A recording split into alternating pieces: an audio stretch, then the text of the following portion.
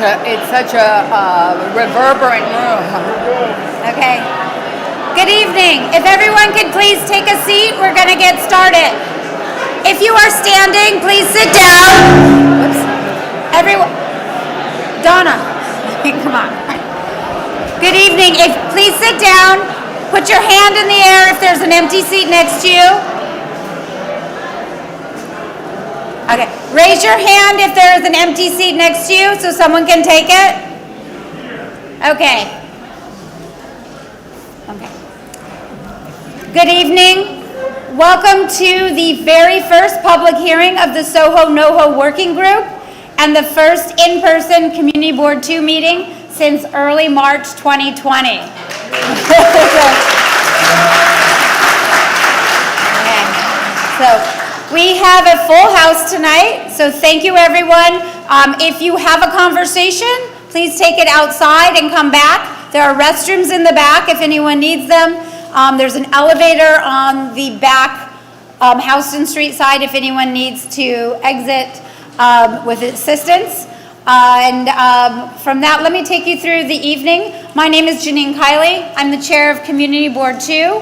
I'll give a few opening remarks.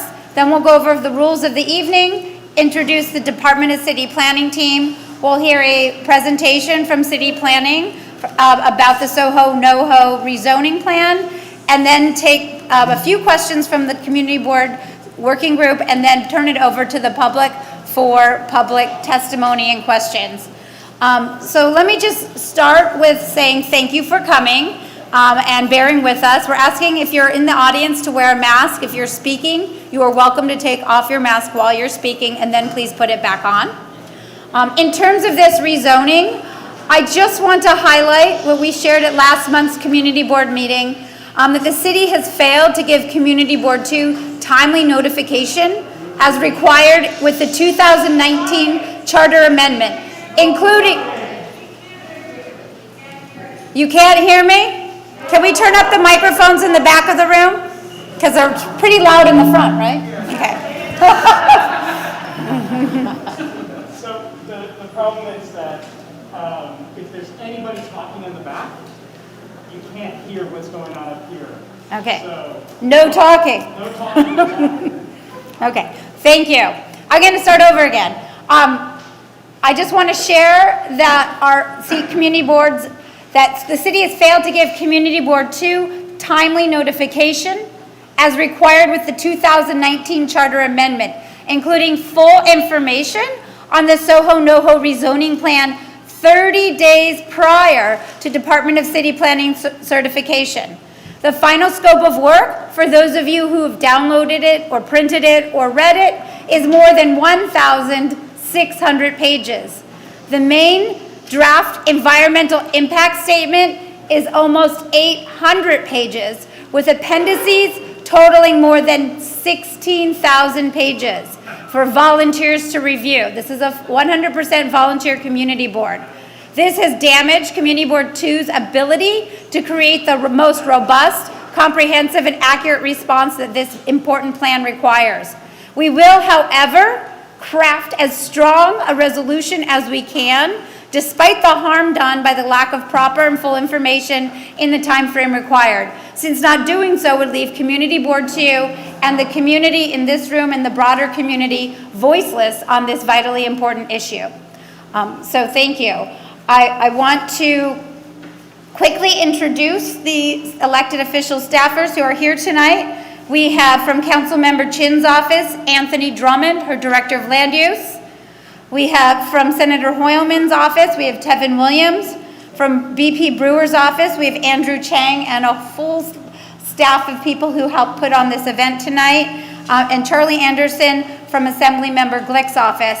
I want to give a special thanks to Ji Hee, who with BetaNYC, who has taken care of all the technology and the planning for tonight, as well as to Bob Gormley, the district manager for Community Board 2, who has worked with the Borough President's office to pull this together.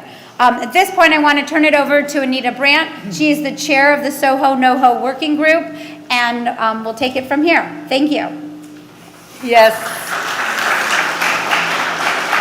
Hello, everybody. First, I want to introduce the committee, the working group. Could you raise your hand, committee? I see Frederica Siegel, Carter Booth, Akila, thank you, Eugene Yu, Michael Levine, and Anthony Wong. Thank you for being here. We're going to need to sort of move at a fast pace, if you will, not rushing any speakers, but nevertheless, in order to get through the number of speaker cards that we have received. Initially, after the DCP makes their presentation, the committee can ask a few concise questions, and then we will quickly get to the public hearing part of this. It is a hearing, so let's all remember to listen to each other. We're all grown-ups, and we don't want to deteriorate into anything that would waste time. I hope you've all signed up. You do have to turn in that piece of paper in order to speak. And I would suggest that anyone who has additional testimony that they would like us to read and submit, please send it to the SOHO NOHO at CB2. Oh, who does that? G, can you move Oh, it I'm to the sorry, next I thought slide, it was please? up. Well, nothing earth-shattering there. The SOHO NOHO at cb2manhattan.org.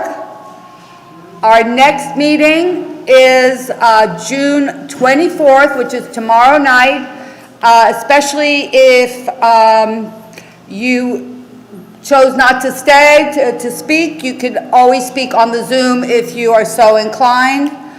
There is a registration link at the bottom here, and I believe that would be on our website as well. So at this point, I would like to, I think they can read this at their own. Next slide, please. Sorry, just, we have to put it up so they can read. Okay. Okay, so we can just turn it over. Yeah, you can read this at your own. It's basically be brief and concise. And in fact, if everyone said everything that you wanted to say, you can just stand up and say, I agree or disagree, or I'm for or against. You know, we don't all have to have long speeches or statements. We will stick to the 2 minutes, and they go by very quickly, so be well aware. And is there a next slide? That's it? That's it. At this point, I'd like to introduce Edith Hsu Chen, who is the Manhattan Director of the Department of City Planning. Please.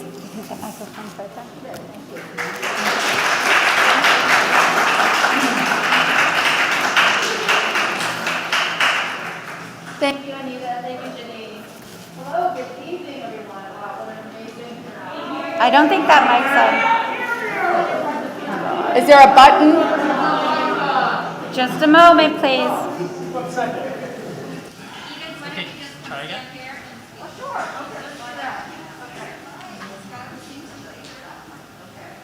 Is that better? Try that mic again. Yeah. Try the mic again. Sorry. Shall I try? All right. Oh, there we go. Is that better? Okay. Again, I was saying, this is an incredibly impressive turnout. Thank you so much for coming out tonight on this beautiful summer evening. My name is Edith Hsu Chen. Thank you, Anita. I am the director of the Manhattan office at the Department of City Planning. We want to thank CB2 for holding this meeting on this very important neighborhood initiative, the SOHO NOHO neighborhood plan.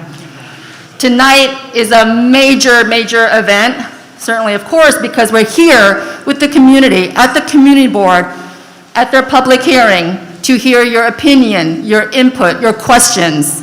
It's also a very major event because for many of us, if not most of us, if not all of us, this may be the first in-person, indoor public meeting that we've attended, right, in 15 months. So congratulations to Community Board 2 and the SOHO NOHO Working Group for holding this meeting. I'm joined tonight by several of my colleagues at the city. We have, of course, Sylvia Lee, who many of you know from many, many meetings and public info sessions. She's the project manager, and she will be leading us through a presentation on the rezoning, on the proposed neighborhood plan. I'm also joined by Melissa Grace, John Mangin, Lara Merida, Matthew Petrus, Annie White, Scott Williamson, Josh Simino from the city planning. And from Housing Preservation and Development, we're joined by Michael Sandler, Ahmed Tagani, Eddie Almonte, Joan Huang, and Felipe Cortez. And from the mayor's office, we have Anne-Marie Gray, Andrew Kunis. So I see many familiar faces. I see many familiar faces, and I see many new. Whether you have been with us for years, or this is your first engagement with city planning, we're so glad you are here tonight. And again, we look forward to hearing your comments and your questions. So without further ado, let me turn the mic to my colleague, Sylvia Lee. Thank you. And I just want to... Thank you, Edith. Is it difficult to hear me from here? Okay. All right.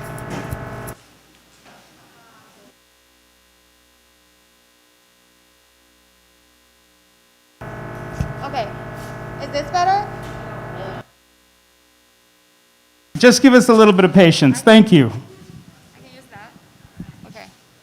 Is this better? Okay, great. Thank you, everyone. Thanks for bearing with us, and let's hope that I don't fall on my face here, tripping over. Thank you all for being here. Thanks to Edith for the introduction. I will. My name is Sylvia Lee. I'm a planner at the Department of City Planning. First of all, thanks Community Board 2 for having me, and I will move through the presentation quickly so that you all can participate in this hearing. I think the goal really is to facilitate the Community Board's 2's review and you all's review of the SOHO NOHO neighborhood plan.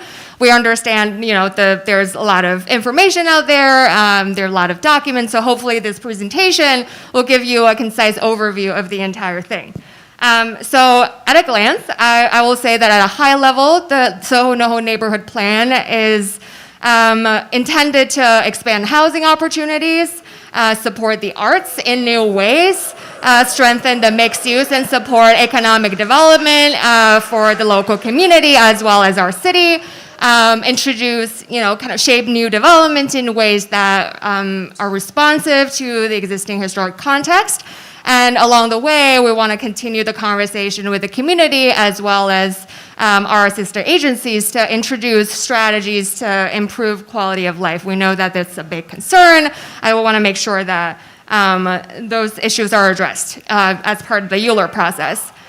And I think that this is the agenda. I will move through the background very quickly. I know that many of you have participated in past meetings. But just to, for those who are less familiar, to start, some background on the SOHO NOHO neighborhoods, and the impetus for the neighborhood plan. Obviously, you're all familiar with the location of the area. It is, centrally located, very accessible by transit. It is also an area that, wow, it's so loud.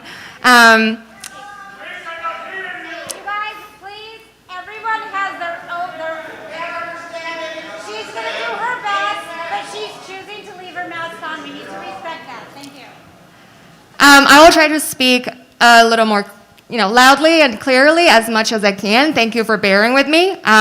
So SOHO NOHO are accessible by transit next to major institutions. As you can see on this slide, there are 10 subway lines and stations around and within SOHO NOHO.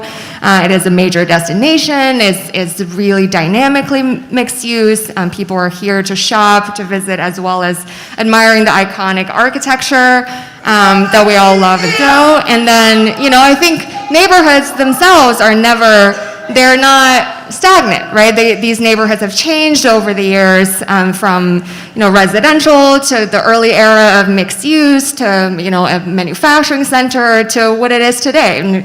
And these are mixed-use neighborhood with lots of jobs, in a variety of sectors. They are also, mixed use within a building, within a block, and across the district. And I think while the neighborhoods have changed over the years, I'll say that, many of you are familiar that the zoning has sort of, is frozen in 1970s. I think on the books, residential is not permitted. This is still a manufacturing district, right? Ground floors should still prioritize manufacturing uses because they're supposed to service the manufacturing businesses on the upper floors. Outside of joint living work quarters for artists, there's really no residential use permitted. And also because it's still a manufacturing district and supposed to prioritize manufacturing uses, no community facilities, really a very limited set of community facilities are permitted because the idea is there are no residents to use them. And that includes schools, community centers and other uses. And switching gears to think about the bulk a little bit, this is an area that is covered by a lot of historic districts and with building typologies that is really loft-like. But existing zoning actually doesn't have any height limits, right? And so I think it's not a contextual district, there's no height limits, and I think the bulk regulations really don't align with what we want and the kind of building form that we want to introduce. So the zoning is going to try to change and address some of these mismatches. And another consideration is that the SOHO NOHO's creative landscape has evolved as well since the 1970s.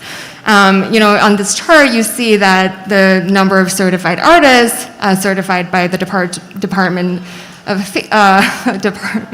Cultural Affairs has dwindled over the years. This is not to say that this is no longer relevant, it's only to say that it is a mechanism that was useful and it continues to be useful, but maybe there are opportunities to support our arts and cultural community in a renewed way, and maybe it's time to think about these other strategies. And then zooming out from the SOHO NOHO neighborhood for a second, I want to say that it's important to recognize the economic status of SOHO NOHO as a major job center and second tier. Just a moment. Slow down by a lot. Okay, slow down. Okay, hold on. Can I just take this? You guys, I know the acoustics in this room are not ideal, so I would say, please, if there is space to stand on the front over here, if you want to come up, you can take my chair right here. I'll move over onto the stage. There's one chair. If anyone else has an empty chair next to you, raise your hand. I will ask for complete silence. Perhaps we can have sort of a grumbling break every 5 minutes because it's hard to hear and the acoustics are really bad. So if you can't hear well, please come to the front. There's a chair here. Committee members, perhaps we can take our seats on the stage and raise your hand if there's a couple seats in the front row if somebody wants to come up. Thank you.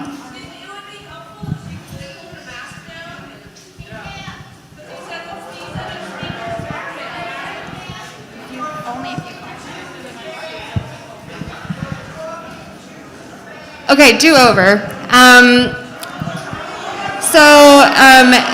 Continue on the economic development. This is, I think as we think about new regulations to put in place, we want to recognize that we should introduce, appropriately flexible zoning so that SOHO can become attuned with the time and continue to be economically resilient, especially coming out of the pandemic.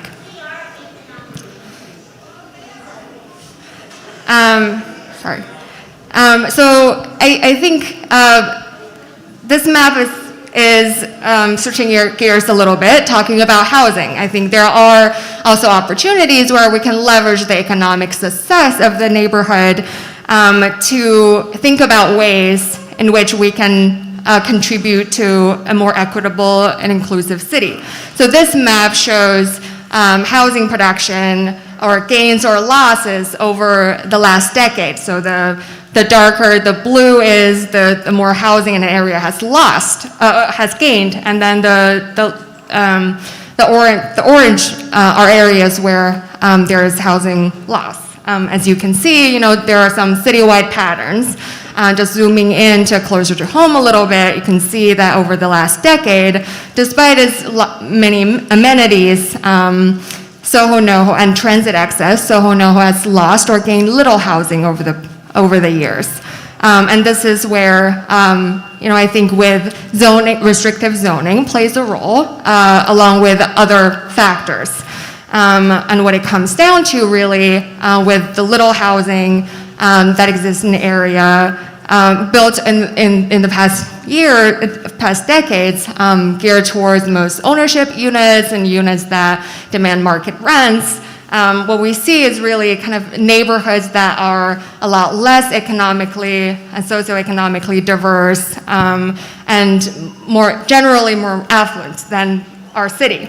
And this is, reflected in the racial makeup, in the high home ownership, as well as household income distribution, as well as housing costs and property values.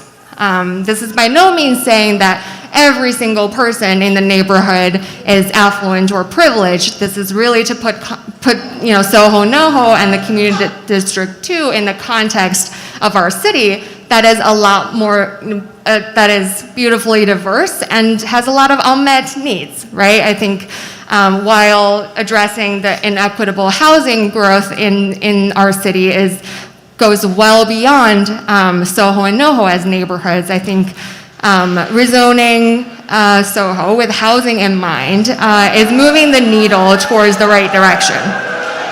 And so wrap up, it's no secret that SOHO NOHO zoning has been outdated for a long time. We've come to realize that at this moment in time, in particular, maintaining the status quo is no longer acceptable, as we are here to propose a new zoning framework that contribute to a more fair, equitable, and economically resilient SOHO NOHO and New York City. And then I'm gonna go through some background in we've already talked about. This is really grounded in years and months of community engagement. Most recently, the Envision SOHO NOHO process, co-led by city planning, the borough president, and council member. And a lot of you participated in part of that. There were a lot of meetings, and the culmination of that effort was the Envision SOHO NOHO report. Not saying that there were not unresolved issues or heated debates or difference of opinions.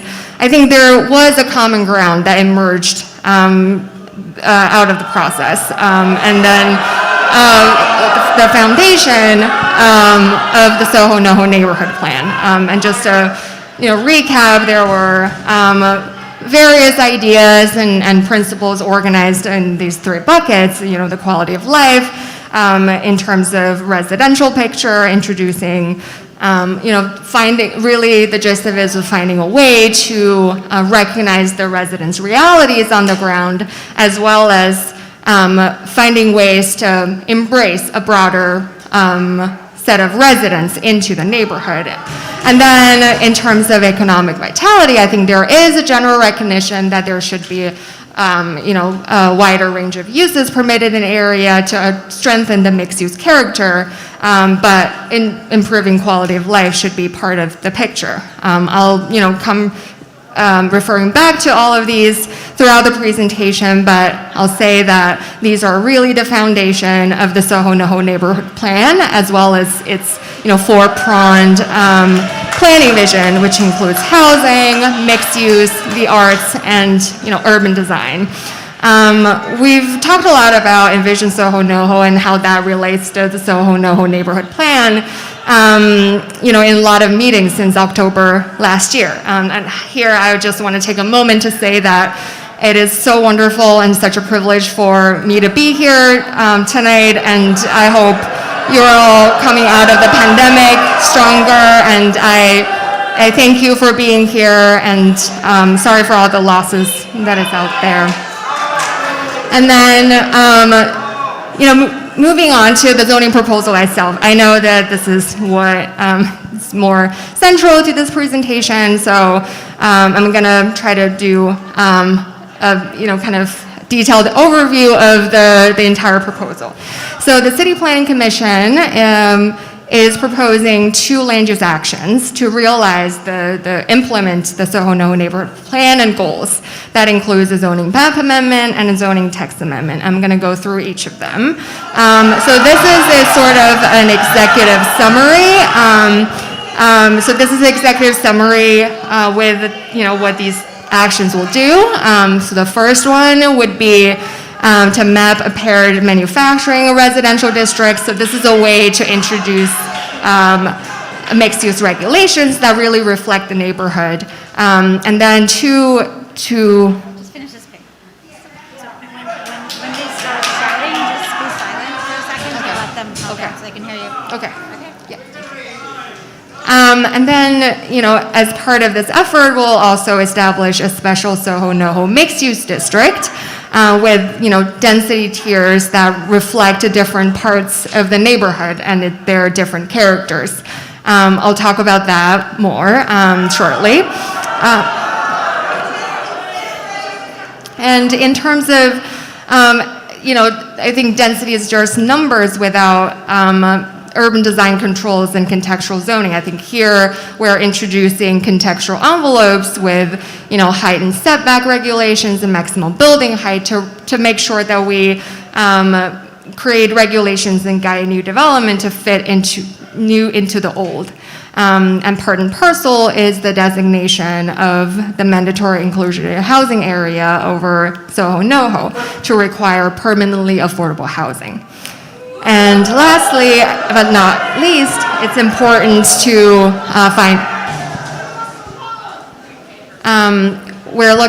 it's about establishing new regulations and mechanisms to support SOHO NOHO's arts and cultural legacy into the long term.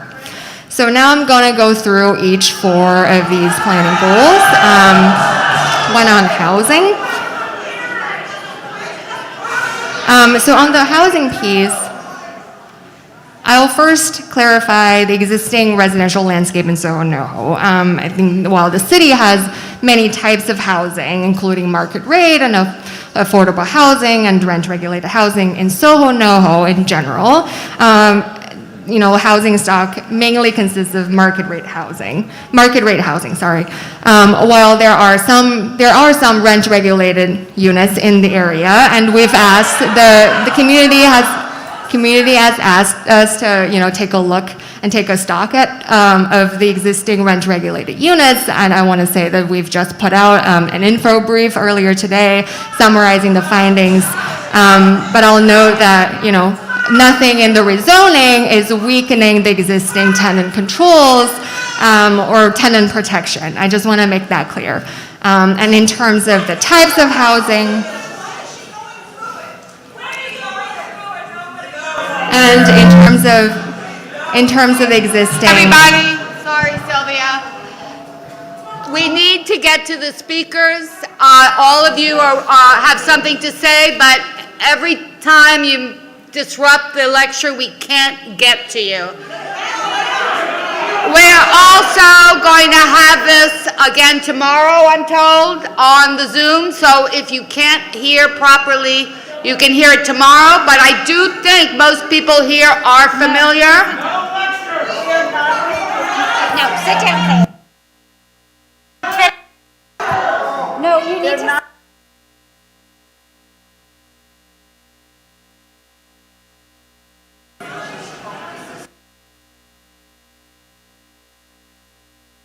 Please finish, and perhaps you can focus on the slides. This is the process, so just bear with us, everybody.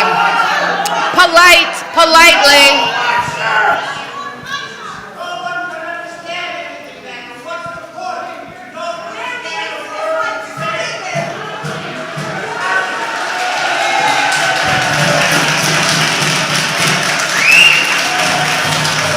This is a very, very difficult room to hear in, and it doesn't help. So let's just get through this so we can hear individuals.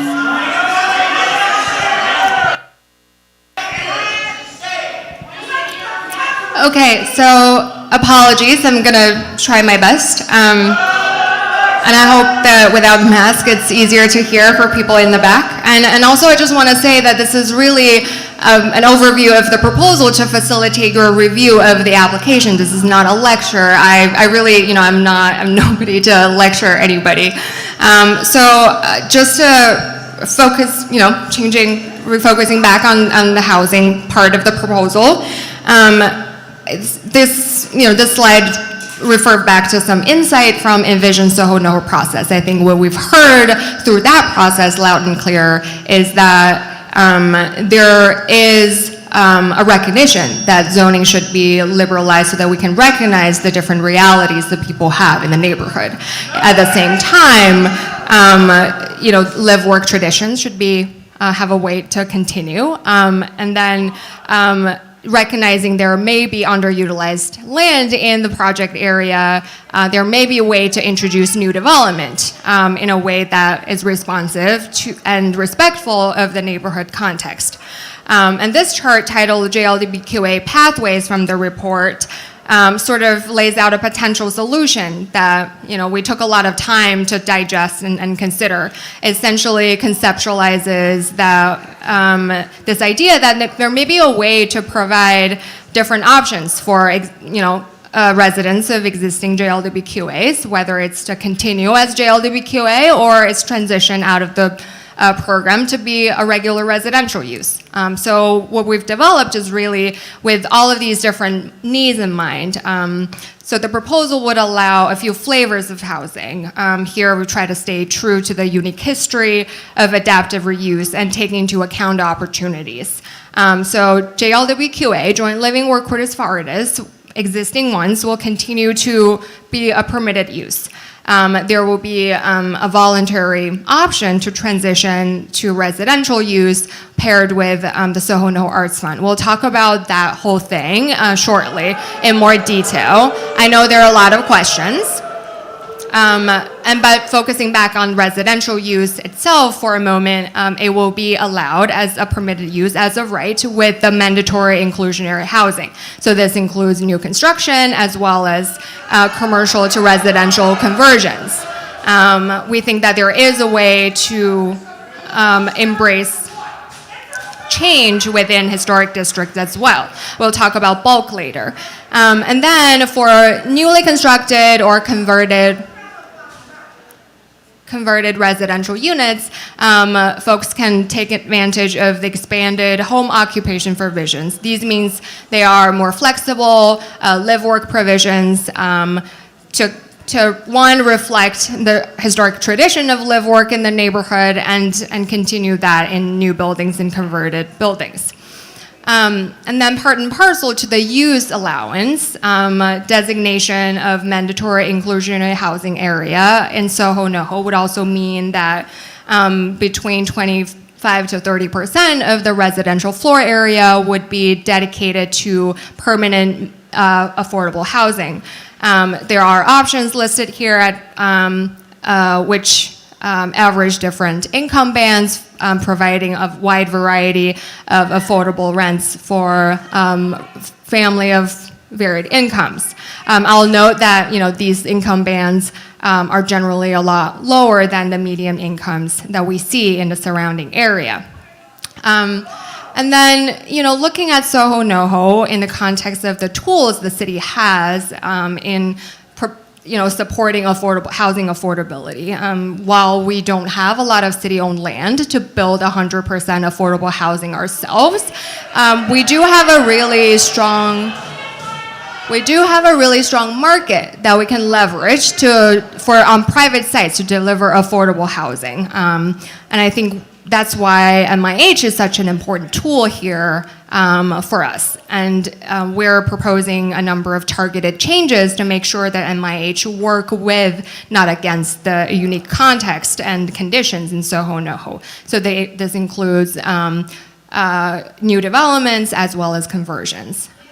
So in terms of new developments, the way the program typically works is that MIH applies when a development is above the MIH threshold, which is 12,500 square feet. It's actually pretty small. So on sites that are close to this threshold, we think that there may be a stronger incentive to slightly underbuild, say 12,499 square feet, in order to avoid the MIH. So, in order to take away this incentive and fully realize the affordable housing potential, we're proposing to apply MIH when a site is allowed the residential capacity of 12,500 square feet. We hope that this tweak will make sure that there is no affordable housing potential left on the table. Separately, we also want to address the conversions that may be challenging to configure affordable units appropriately on site. So among the different types of buildings, we see in SOHO, NOHO, some, for example, deep interior or narrow lots, maybe more constraints in terms of laying out units. So we're proposing a BSA special permit to allow a payment in lieu option into the Affordable Housing Fund if physical constraints can be really demonstrated. So just to reiterate, these proposed targeted changes will help ensure that MIH work with the context here and make sure that we fully realize the potential for housing. And then second piece that we touched upon, but worth spending a little more time on, I think a lot of people have questions about the arts, is to reimagine policies around the arts and how we support that. And to quote from Envision SOHO NOHO report again, there is shared desire to reinforce SOHO NOHO's unique cultural identity and find ways for people to legalize the existing occupancies and find a way forward. So how does the proposal address these interrelated needs? So as laid out earlier in the presentation, the proposal will provide the much needed optionality. And this is really what we heard from the community, both artists and those who are not living in the neighborhoods today. So existing JLWQAs can remain as they are. This means artists residing in JLWQAs today can continue to do so. And then the unit can be sold and rented to certified artists in the future.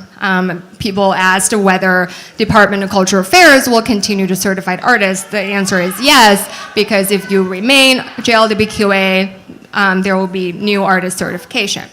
But there is an added option to transition into regular residential use through a contribution towards an arts fund. Our goal here is to accommodate a broader range of people and occupancies, translate a requirement, the artist certification occupancy requirement, into benefits for the arts into the long term.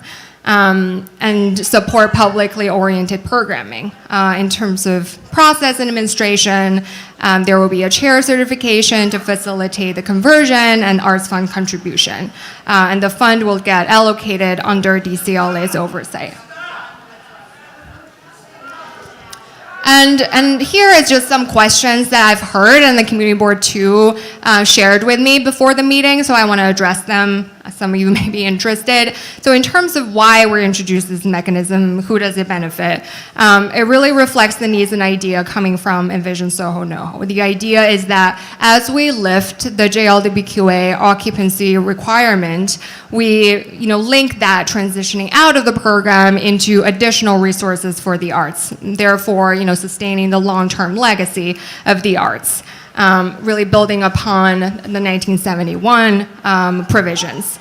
And in terms of process, people ask, I think some folks are worried that people are going to knock on the doors and kind of check compliance. I think that's not the idea. It's really to forward-looking and creating options for people. And the way that it's applied is that it's applicable when you seek a certificate of occupancy change at DOB from JLWQA to residential use. And then I'll skip some of this and you can ask questions later. Lastly, on the mixed Sylvia, use. let's try to wrap it up. Can you skip a little bit, because I think it's hard to hear here anyway, and we have a long night ahead. Oh, didn't mean to cut you Okay. off. Yeah, so lastly on the uses, I think we touched upon these a lot in the past. Generally, the idea is to introduce residential use, allow a wider range of commercial uses, recognizing existing character, and allow community facility. And then there is a provision to preserve largest of the buildings in SOHO NO for job-generating uses. I'll not go into the details. And lastly, there are a set of complementary provisions that support active corridors and make sure that the mix of uses and co-locations of uses in the same building would be easy and reflect existing kind of checkerboard conversion scheme that we see in a neighborhood a lot, and then other type of and gyms and spas would be permitted as of right, consistent with the citywide initiatives that we're working on, and also hotel will be permitted by special permit as we've done as they already are. So lastly, I think this is probably something that people will want to see is, bulk regulations in terms of the proposed regulations that shape building forms. So here I'll quickly click through, in terms of introducing the right tiers of densities, we're also introducing contextual envelopes with maximum height limits so that new development could fit in with the existing context. So I'm going to go from the highest, from the lowest to the lowest. So opportunity areas are areas that, these are areas.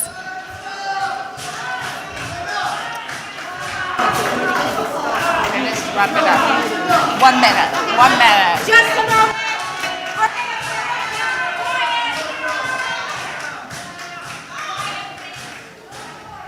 Mike, we're going to finish up the presentation and then we'll go to call testimony. And if you can please be quiet for 1 to 2 more minutes, we will finish. Thank you. I apologize. I think I was allotted 40 minutes. I don't think I'm over yet, but I'm going to quickly click through it. So here are different, kind of contexts that you see, and this is, in the opportunity areas where you see a maximum building height of 275, and it's loft-like building form.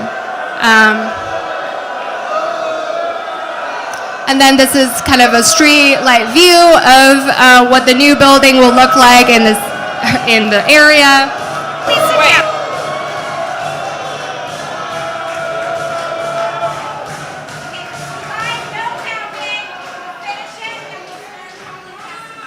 Yeah, and then moving on to the historic corridors where along Broadway, for example, see a little bit taller context, and here we're proposing a maximum building envelope, and these are massings so you can see how it relates to surrounding buildings, including, cornice lines.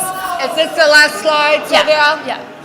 And then lastly, in the historic cores, which are a large part of the districts, we're not increasing density at all. So this is existing density.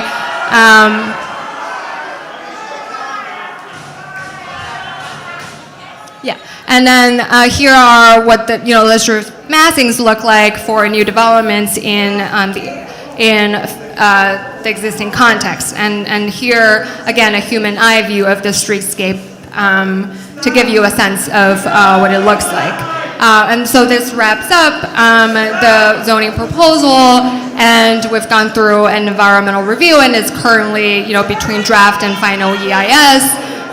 It's a document, Thank you. so I'm happy to answer Thank questions. you. Thank you. Oh, thank you very much. All right,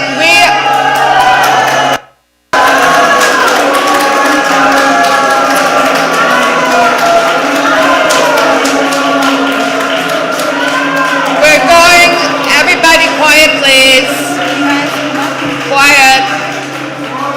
Could the committee please come up? And we're going to start the public testimony portion of the evening. I believe the mic will be over here. Is that correct? Or is that where we want them? And we're going to call off this is the earliest staff. This is your first. We're going to call off 5 names at a time or more? 5? 5 names. If you could line up somewhere in the neighborhood of the mic, and then we'll call up the next 5. Carter, do you want to call up the names?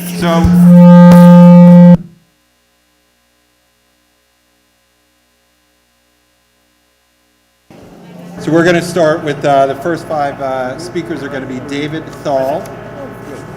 And if you guys, if you're going to be speaking, if you can walk down. Okay. All right. So we're going to ask people to come up to your left in the front. Walk down the left side. There's a clear path. You should be able to walk down and line up. I'm going to call 5 names at a time. And if you could just come up, and then after the 4th speaker, I'll reach the next 5. So the first speaker is David Thal, who's already here.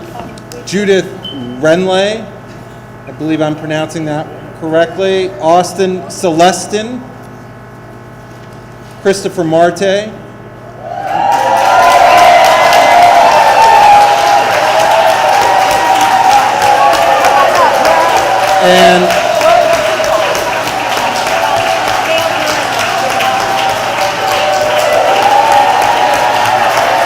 And the fifth speaker will be Davidson Morris.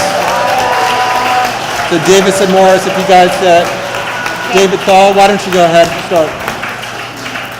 Where are the people? I don't see any of you. Where are the speakers? Come on up. Okay, one, two. Just let him go. Oh, okay. There he is. All right.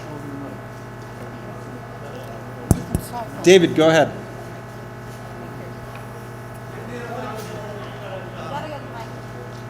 Can you hear me? Yes. You can hear me?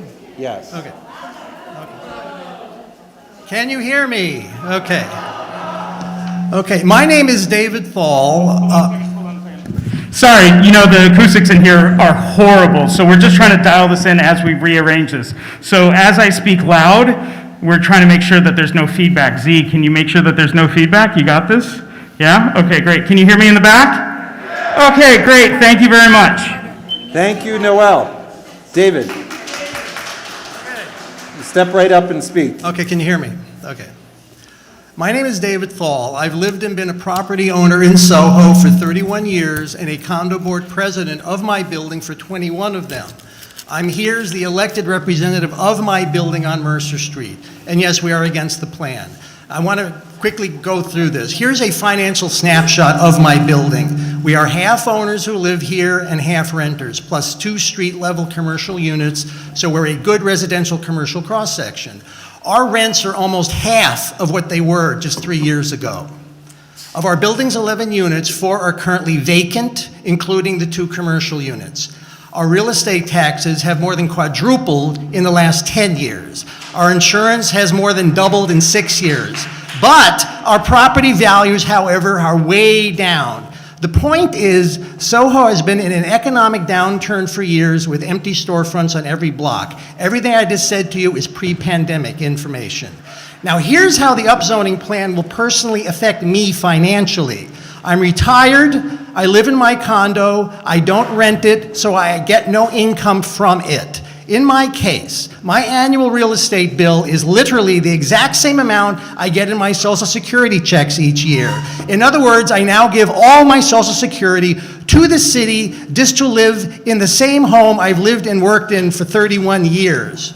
The upcoming plan creates a new tax for us, unheard of anywhere else in the city. The $100 per square foot tax for SOHO, NOHO residential property owners, which I am, will hit me with an additional $165,000 tax bill, literally 7.5 times more than my current annual real estate taxes in one bite. Let that sink in. I live off my life savings. I'm retired. The new SOHO, NOHO tax will effectively bankrupt some middle-class owners, no doubt. The bottom line, this upzoning plan doesn't help individual owners or small businesses, it clobbers them. Now, in conclusion, I have one question for the planning committee, and then I'll be done. So please just give me 10 seconds. Here's my question. Let me ask the question.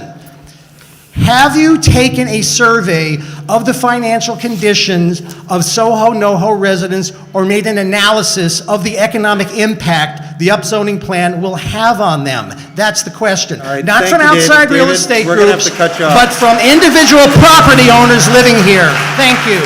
Thank you. The next speaker is Judith. I'm going to ask everybody to hold your applause. I know a lot of people want to speak. I've got in excess of 80 speakers. We can't Over applaud after 103. everybody, or excuse me, 103. We can't applaud after everybody if we're going to get through. Judith. Hi, my name is Judith Renley, and I am a largely homebound, disabled senior, aging in place, who's lived here for 47 years in rent stabilization. It is maddening to consider how to stop the developers and politicians from destroying a neighborhood in some misguided concept of city planning. This Envision project has no vision. Only a drive to repeat past mistakes. We need reform, not a knee-jerk resorting to old ways, long proven inadequate. There's much luxury housing already vacant. We don't need more.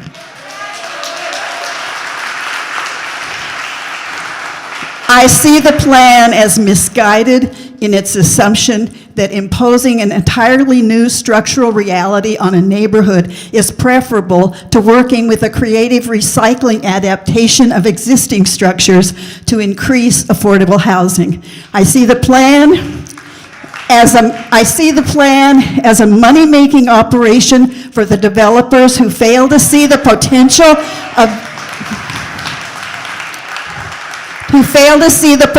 of changing existing structures rather than build new ones. It's all about money, not about housing. I can only see the already existing, truly affordable housing units are being threatened by this plan. I find the statement, "We cannot stop the machine," chilling. Thank you, Judith, for coming out tonight. Austin Celestin.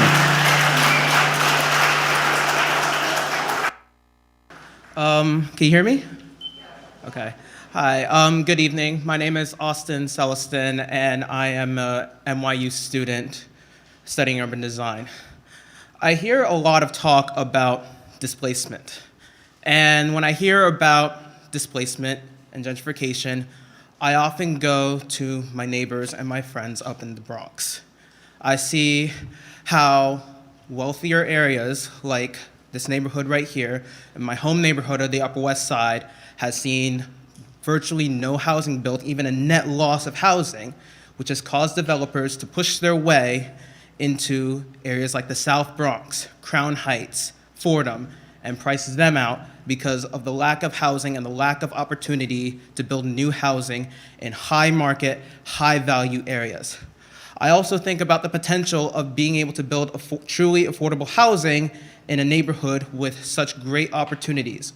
10 subway lines run through this neighborhood, and having up to 900 affordable homes for new working class families to be able to benefit from not just the transit access, but the jobs, the housing, and the arts, the culture, being able to access all of that.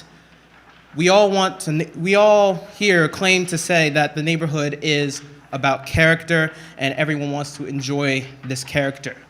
What good is preserving character if not everyone can enjoy said character? I would like to make an appeal from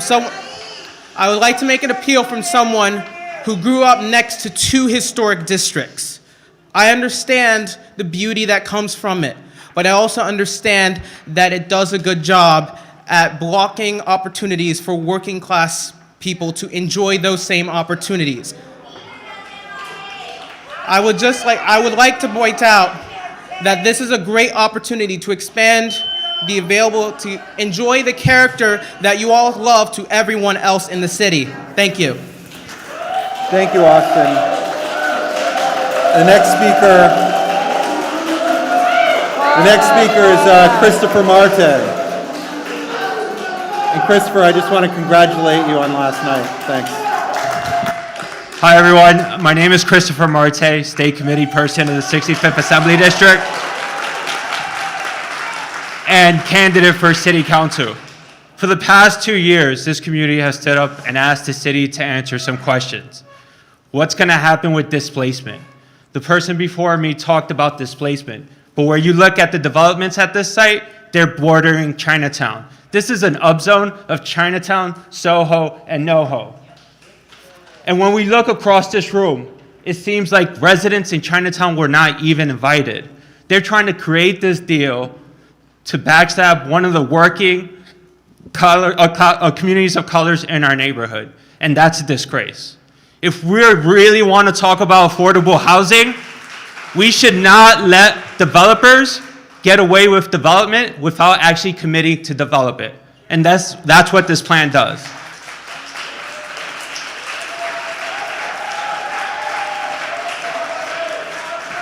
Yesterday, this community, Chinatown and the Lower East Side, gave us a mandate. They voted that this rezoning should not happen this year. We should wait until next administration.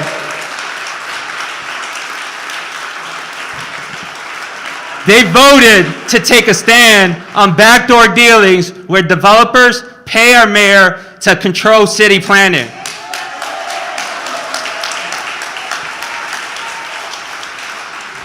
And they voted to say that we should have a say in our communities. Thank you so much, and we should scrap this plan. Thank you.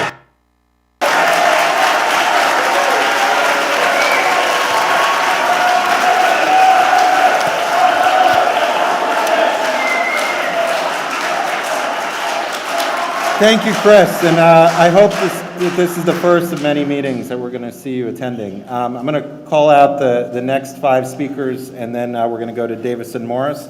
The next 5 speakers are William Cowlon or Cowlo, Steve Wanta, Whitney Dao, Trevor Levin, and Chris Good. Davidson? All right, Davidson, you're gonna pass? Great, thank you. All right, so the next speaker is William Cowlo.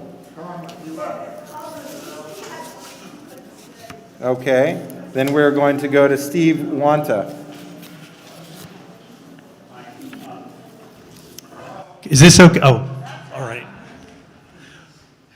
I've lived here since 1984. On Crosby Street, I raised both my daughters, and our place was affordable when we bought it, and it's still affordable for us, as well as many people who've stayed in our building.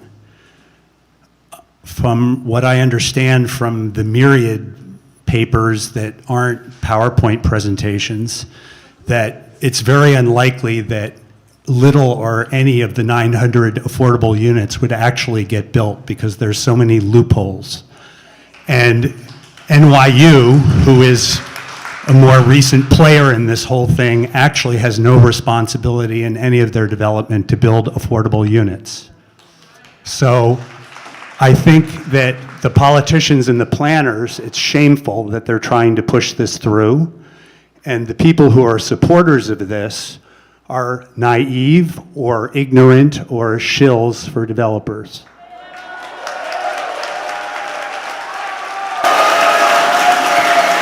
Thank you, Steve. I also just want to mention that we have Borough President Gail Brewer, who's here with us also tonight. And Gail, I'm not sure where you are, but congratulations also on last night. Our next speaker is Whitney Dao. Carter, you need to speak louder. Next speaker is Whitney Dao. The feedback. Can you hear me? Yeah. Okay. Hi. My name is Whitney Dao. I came in here under I'm an ARR working artist living in SOHO since 1996. and I've raised my 3 daughters here with my wife, Thomasine. We've watched as developers and and stores have come in and turned what used to be a working artist neighborhood into an amusement park for rich shoppers, tourists, and developers. And I'm going to speaking personally for a second, now when we get pushed out, because as this man over here spoke about, the insane real estate taxes we pay for zero services, when we get forced out and bring in some hedge funder or whoever it is to buy my apartment, you're going to tax me for the right to get kicked out of my own apartment. Speaking globally, as a community, there are lots of things that we need in SOHO. There are so many things we need in SOHO. We need traffic, we need traffic direction on Broome Street during this. We need people to pick up the garbage. We need people dealing with this expansion of restaurants and the invasion of tourists and restaurants. There's so many things that we need here, and we also need affordable housing. And there's not anybody in this room that doesn't believe we need affordable housing. Everybody wants affordable housing here. And you could start with that lot at Lafayette and Grand Street that's sitting empty and take that money and build a high rise of affordable housing, and everybody in this room would support it. What this neighborhood does not need, it does not need additional luxury housing to put pressures on our schools, on our sanitation, and on our neighborhood. Thank you very much. Thank you, Whitney. Trevor Levin.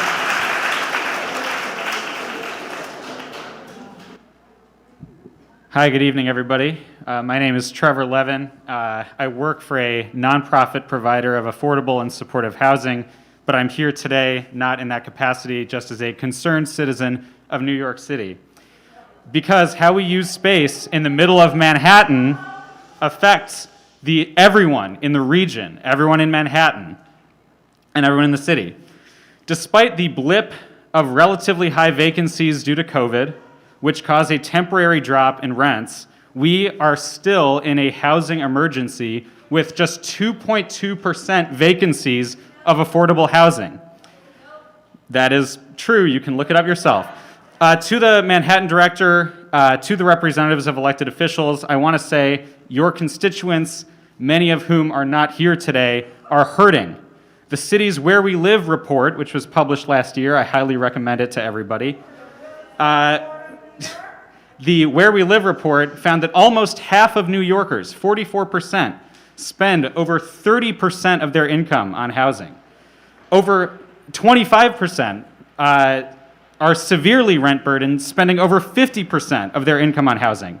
And the number of homeless New Yorkers reached the highest point since the Great Depression, a majority being families with children. The report says, and I 100% agree, that the primary cause of homelessness is a lack of affordable housing. This proposal would allow for more affordable housing, and importantly, the market rate housing would absorb demand from higher income people who would otherwise look to older units in other neighborhoods, bidding up prices and spreading gentrification. While I'm disappointed that the proposal would not allow for even more housing in this ideally situated neighborhood, and I'm also disappointed at the office density, which I think is too high. I believe it is a model for preserving neighborhood character while creating more homes. The city begins asking, how can we add more housing, rather than what neighborhood could we possibly fit in? And I'd appreciate. Thank you. All right, so I'm going to call the next 5 speakers, and then we're going to have Chris Good speak, Roger Newton, Alexander Naratoff, Brendan Fitzgerald, Jake Schmidt. All right. So the next 5 speakers after Chris Good will be Roger Newton, Alexander Naratoff, Brendan Fitzgerald, Jake Schmidt, and Ankur Dalal. Chris?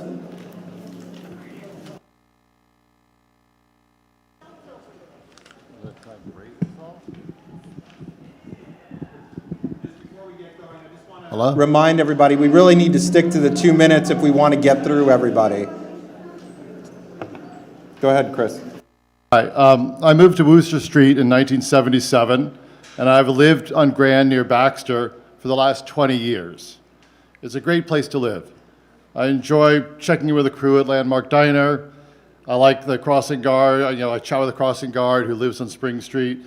For me, it's these kinds of many small relationships, obviously there's many more, that make a neighborhood.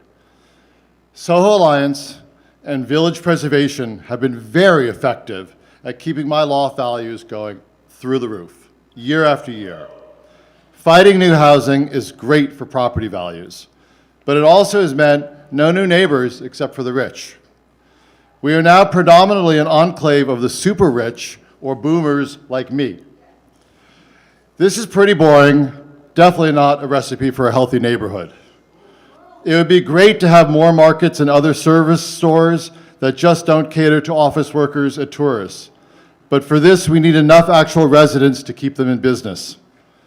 Our refusal to allow change has not only damaged our community, but is a burden on other neighborhoods as well. We export our housing construction to East New York, and our children, such as my own grown sons, end up taking housing in Bed-Stuy or Sunset Park. I would welcome new economically diverse neighbors, but the status quo has not accomplished this. We need to encourage the building of housing. I support the rezoning because it is good for our neighborhood as well as the city at large. I appreciate all the planners who worked on the Envision SOHO process, and I feel the housing update on Zoom was incredibly well done. I do have two concerns with the current plan. The first is that there is not enough of an incentive to build housing rather than offices. The second is that the lottery for BMR units should be equally available to everyone. Prioritizing residents of CB2 would be counterproductive to improving our neighborhood. Thank you. Next speaker is Roger. Hello.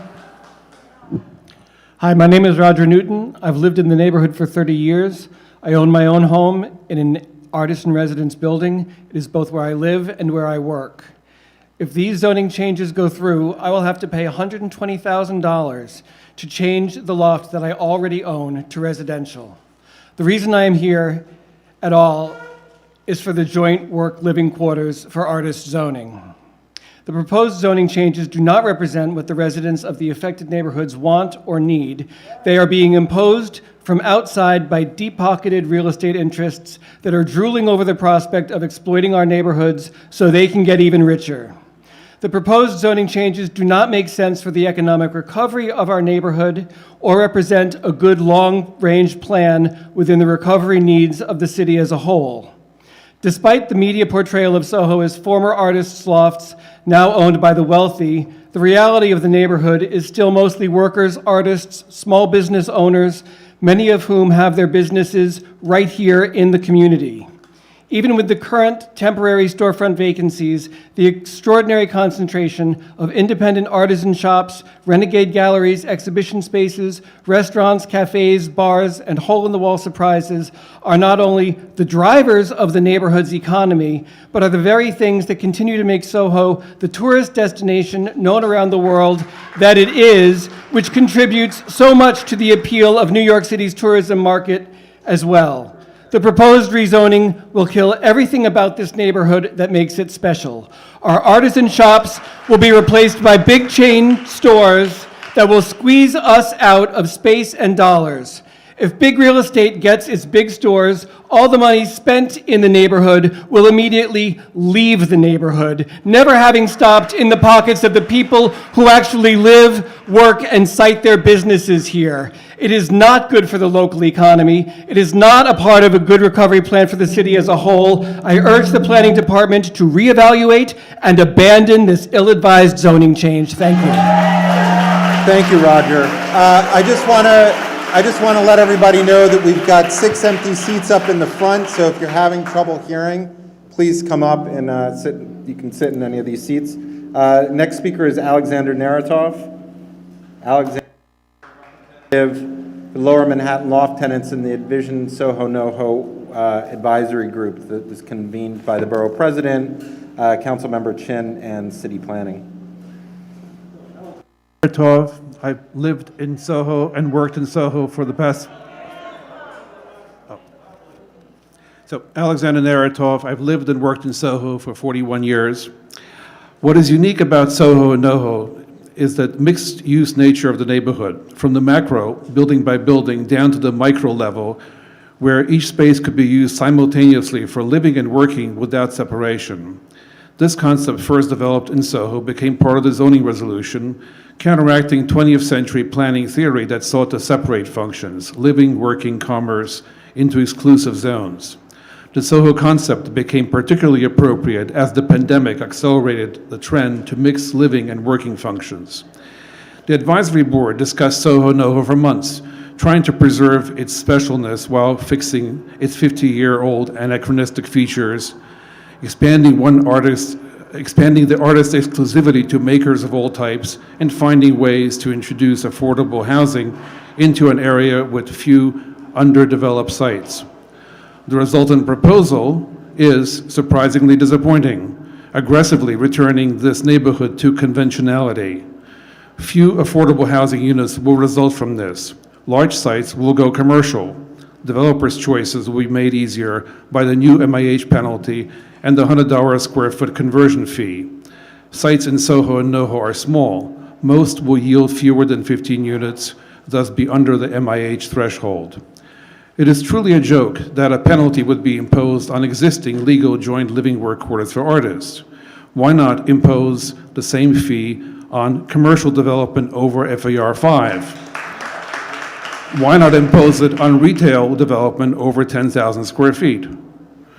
We have to make sure also that no IMD or rent-stabilized JLWQA space is converted to use group 2 residential without the protected tenant's authorization to prevent personal use eviction of certified artists or their families being replaced by now legal use group 2 residents.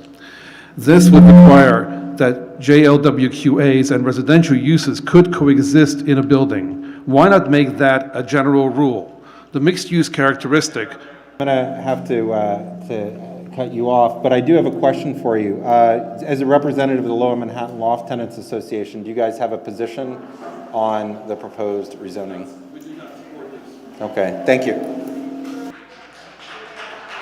Next speaker is Brendan Fitzgerald.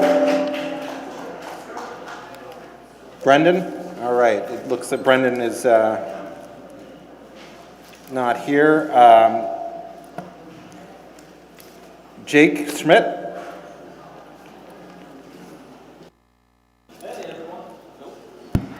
Hey everyone, who's got one of these cool signs like I do? Hold them up, wave them around, let them know we're here. Awesome. Now, some of the versions of this sign make a really good point. They say the rezoning would make SOHO less diverse. And that would be bad, right? Because SOHO is so diverse already. So let's do the same thing. Let's hold up the signs, but all the white people keep them down.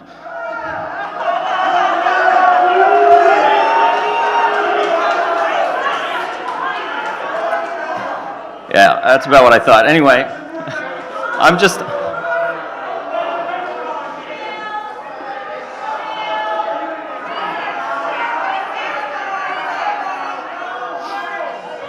Continue. Go ahead. Wrap it Anyway, up. I'm just here to remind Community Board 2, we caught the chair of your land use committee on a hot mic when she didn't know she was being recorded saying she didn't think SOHO have as much affordable housing as other neighborhoods. So if you vote against this rezoning, we know why. You're not going to be able to pretend that you're doing it to more affordable. That's all I'm here to say. I yield my time. Thanks. The next speaker is Ankur Dalal.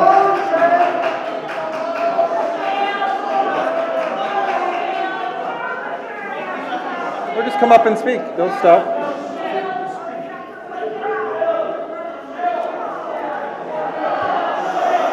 Quiet, please. Quiet. Thank you for the opportunity to testify tonight.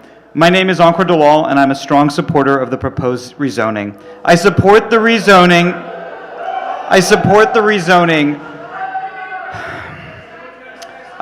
rezoning because it can help create over 3,000 new homes, including 900 new affordable homes, into incredibly wealthy, high opportunity. I'm sorry, can you pause? Speak.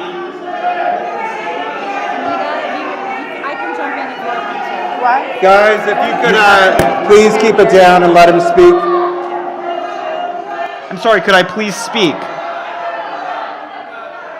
You have to have the courtesy to listen to other people's point of view. You'll get your chance, but please, let's continue, and the next speaker, the same thing. SOHO and NOHO are currently wealthy, segregated neighborhoods. DCP has determined that over 40% of the SOHO NOHO study area earns over $200,000 a year. That is 4 times the city average. And they have concluded that the neighborhoods are significantly more affluent than the borough or city as a whole. This economic disparity largely arises because of the cost of housing in this neighborhood. DCP has determined that the market rate of 2-bedroom apartments in SOHO and NOHO is $8,067 a month. A 3-bedroom is $12,758. So unless you lucked into a below-market rent, stabilized lease, or had the good fortune to buy your home years ago, you really have to be rich to live here. And I mean that because DCP found that there are no income-restricted affordable housing units in the SOHO NOHO study area. Really, none at all. And CB2 only has 3% of its housing stock consists of government-assisted affordable housing. These neighborhoods have not pulled their weight in terms of affordable housing, and this is an opportunity to fix that. Please develop the new housing. Thank you. Thanks, Mr. Dalal. All right, I'm going to call out the next 5 speakers. Deborah Clearman, Michelle Choi, Richard Blodgett, Susan Stoltz, and Bob Melendi. Deborah Clearman, he's here. Michelle Choi, I thought I saw you. Oh, go ahead, Michelle. Why don't you come up and speak?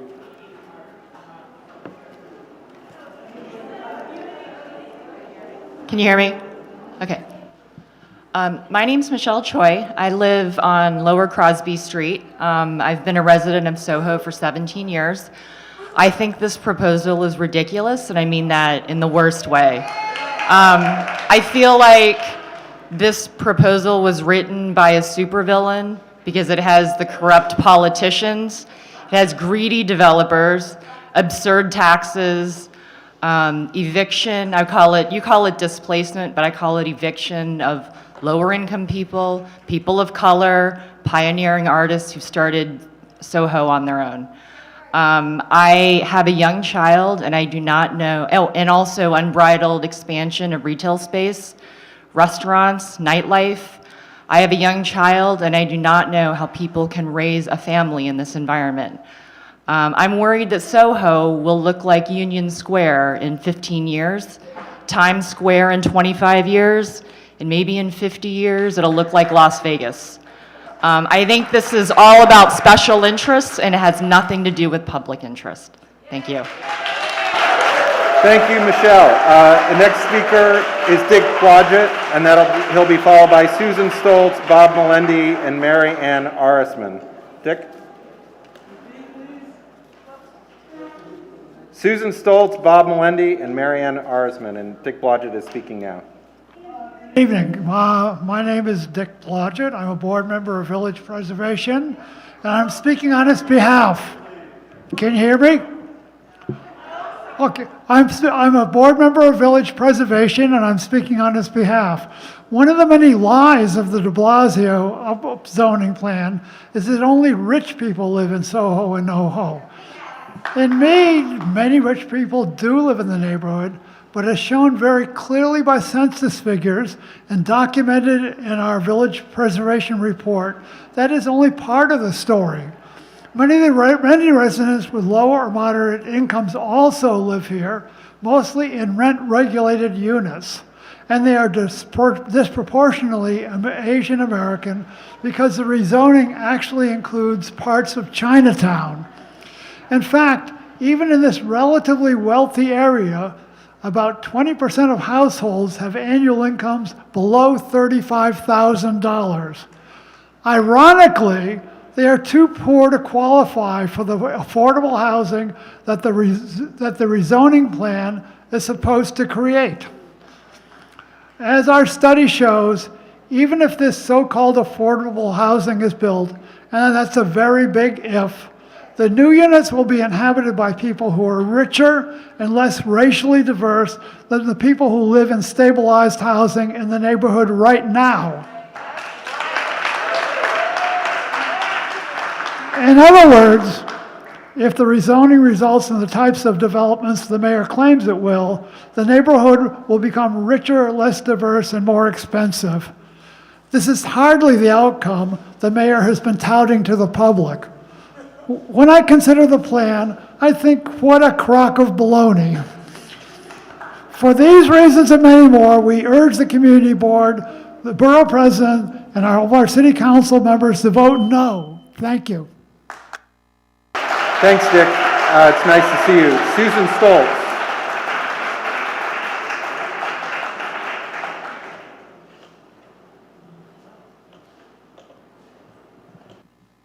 Oh, hi. I've been on, can you hear me in this?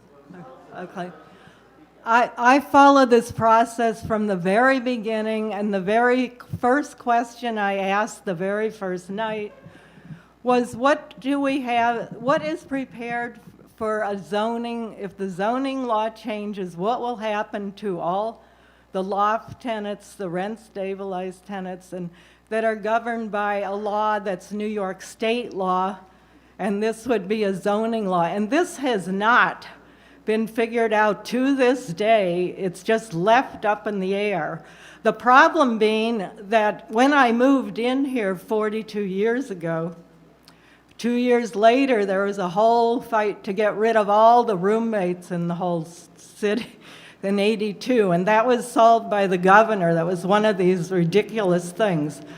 But this one would start in SOHO, and it's a way to just eliminate people, and they are senior citizens, most of them. I moved in '79, and I was on the young end of the original tenants. And I want people to know that this has not been, people across the city do not know this, that it's a way to eliminate senior citizens, loft tenants who built the place. We built the place. We built it. We did not, this was, we learned how to do sheetrock and pipes and the whole damn thing. Everybody that moved in, and before us, and I'm speaking for, I'm a 40-year, we call it 40, there's 50-year, 60-year. And these people do not need to have this come down on their head, some stupid legal argument that it should be the responsibility to figure this out before there's a zoning change. I have fought before with these, and I am not going to be able to do this again. I have the responsibility, as many artists do, of all the art. I have my partner's art, and I have several organizations, all these archives, and they cannot be placed, and they are all diverse artists, different, anyways. I think we get the point. Thank you very much for coming down tonight. The next speaker is Bob Melendi. Bob's going to be followed by Marianne Arisman, Andrew Berman, Paul Vittich, Susan Shoemaker, Laura Tenenbaum, and Trevor Stewart. Bob? Hi. I've been asked by my building to convey our reaction to this plan. Thank you. Everyone in the building is opposed vehemently to this plan. Thank you. Next speaker is Marianne Arisman. Wow. I hope I can, there you go. Okay. I'm Marianne Arisman, and I'm a proud board member of Village Preservation, and I am speaking on behalf of the organization. Mayor de Blasio likes to wrap this plan in a veneer of housing justice and equity, claiming that virtually every new development in the rezoning area will include 25 to 30% of affordable housing. What he doesn't tell you is that's a lie, and that the incredibly generous loopholes in the plan make it not only easy, but financially, make it not only easy, but financially more profitable to build with little or no affordable housing, which is exactly what's going to happen. Here are the types of development that are exempted from the affordable housing requirements of the plan. All ground floor retail, which is required in any new development, any kind of commercial office space, any kind of hotel, which is allowable by special permit, and any kind of community facility, which sounds nice, but we all know most likely will be NYU dorms or other university facilities. Even luxury condos or market rate residential, as long as it doesn't exceed 25,000 square feet per zoning lot. Our study found that on every site the city claimed affordable housing would be built, it would be more profitable to build with these exempted uses rather than with those that triggered the affordable housing requirements. Don't buy the mayor's bogus plan. We urge the community board, the borough president, and all of our city council members to vote no on de Blasio's big lie. Thank you, Mary. Our next speaker is Andrew Berman. I'm Andrew Berman, also from Village Preservation. I have to say, watching the city planning presentation, we've all gotten used to the concept of the big lie in politics, but I think the de Blasio administration has really brought it to new heights. Listening to this presentation, you would think we had a process where they listened to us. They ignored everything that we said. You would think that this was a plan that presented no danger of destroying affordable housing. It will destroy affordable housing. There are hundreds of units of rent-regulated and loft law housing in this neighborhood which the new rezoning will incentivize the destruction of. You would think that under this plan, every new development would include affordable housing in it. It won't. There are so many loopholes in the plan which they don't talk about, by which developers can build without a single unit of affordable housing. You would think, listening to them, that this was about creating a healthy retail environment. It's not. It's about allowing huge big box chain stores into the neighborhood, which is what this will do, along with enormous eating and drinking establishments, which will push out any of the remaining small businesses in the neighborhood, any of the remaining arts-related groups or galleries. It will turn SOHO and NOHO into a giant mall. And that's what the developers who've been giving generously to Mayor de Blasio over the last 8 years want. That is the entire reason for this plan, to get rid of restrictions, not because of equity or justice. And by the way, all of the community groups involved in this have said we would welcome an opportunity to look at changing the zoning in good ways, in ways that would help the public, in ways that would help small businesses, in ways that would reinforce the artistic character in the neighborhood, in ways that would allow new, real, deep, affordable housing to go in on places like parking lots and parking garage sites where it's fine to develop at the right scale. That is not what this plan is. This plan is Mayor de Blasio's big lie. It's his final gift to his developer patrons, and we call upon our city council members and the city planning commission to vote no. Thank you, Andrew.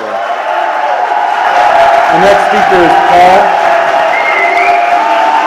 Paul Vidic.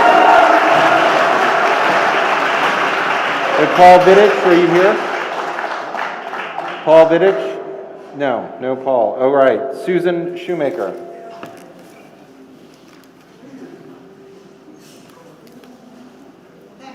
Susan Shoemaker. I am a 17-year homeowner in SOHO. My name is Susan Shoemaker. I live at 38 Crosby Street in SOHO. I've been a homeowner in SOHO for 17 years and served on my condominium board for 17 years. I'm also an architect and an urban planner. And I've had an opportunity to look at parts of the draft environmental statement and the plans that have only been available to us for a short time now, and I've been able to confirm some of the things that have been pointed out to us by Municipal Art Society and Village Preservation. And I want to talk about 5 specific issues. One of them is density. The floor area ratios that are being increased in the proposed plan are very aggressive, and they allow very large buildings to be built. And I think that city planning is glossing over that in terms of the way that they're presenting it. Second, the building heights. I live in one of the tallest buildings in SOHO along Broadway. It's about 150 feet to the cornice, but the new proposed zoning would allow buildings up to 205 feet in the Broadway corridor. That's a very substantial increase in height. Third, there are the provisions for affordable housing include, as people have noted, a loophole. A 25,000 square foot building can be built without any affordable housing. That's a very substantial building. That could be up to 14 stories on a typical New York City lot. So this is not a negligible element. And then fourth, the provision for very large retail spaces. The community has told city planning and our representatives over and over again, we do not want large retail spaces in SOHO. We already have congestion problems on Broadway and other streets, and yet this does not seem to be listened to because it's not reflected at all in the proposed zoning. And then I want to mention something that doesn't seem to be an element in city planning's thinking at all, and that's climate change. The plan actually would encourage buildings in SOHO to be replaced with new construction. That doesn't make sense at a time when we all realize. Our next 2 speakers are Laura Tenenbaum and Trevor Stewart, and they'll be followed by Maria Feliciano, Lynn Ellsworth, Lawrence Beebe, Bruce Williams, and Stephen Gossenberg. My name is Trevor Stewart. I'm very proud to be a trustee of Village Preservation, and I'm speaking on their behalf. One of the many outrageous things about this proposal is that at the last minute, an allowance was inserted to enable NYU more or less unlimited ability to expand into these areas, where the zoning currently prohibits it. This is no coincidence. The university's been seeking to expand into NOHO and SOHO for years, but I would remind everyone that when the NYU 2031 expansion plan was approved in 2012, which, by the way, both Margaret Chin and Gail Brewer voted for, we were told that this would limit the university's expansion to those sites and they would grow no further. This throws those promises out of the window. And everyone should be clear that any space developed for NYU or any similar university or institution under this rezoning plan is exempted from any affordable housing requirements.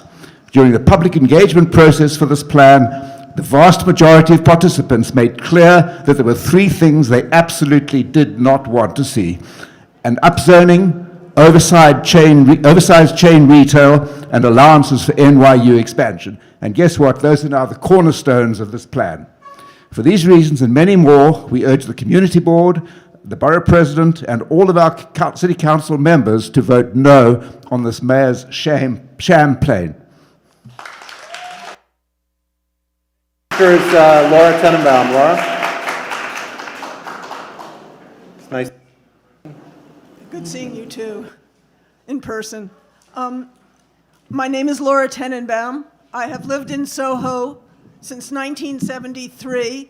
I reside in an all-artist co-op that has been so stable we have not had a sale in the building since 2001. This is not just poor planning, it is bad planning. It is greedy planning that will not result in a better, more equitable community, but rather in a high-end commercial district filled with big box stores, clubs, large experiential retail, NYU, pied-à-terres, and money-laundering condos for ultra-wealthy foreigners. The plan does not allow for open space, parks, green spaces, schools. Pioneering artists, Asian American residents, and others will be displaced.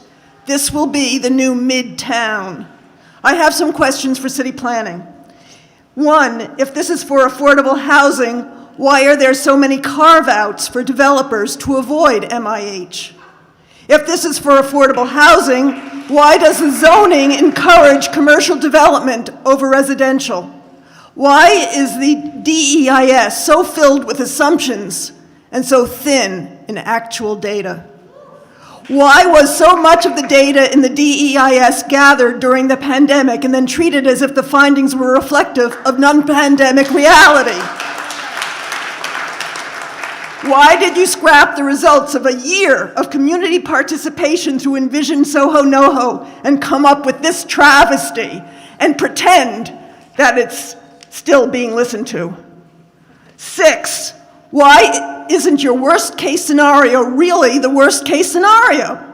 Why does it undercount the potential sites for commercial development, not discuss transfer of air rights, ignore the likelihood that almost every building will be able to sprout penthouses on every roof?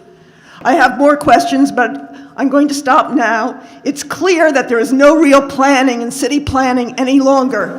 One more sentence. City planning belongs not to the people, but to big real estate. Thanks, Laura. Maria?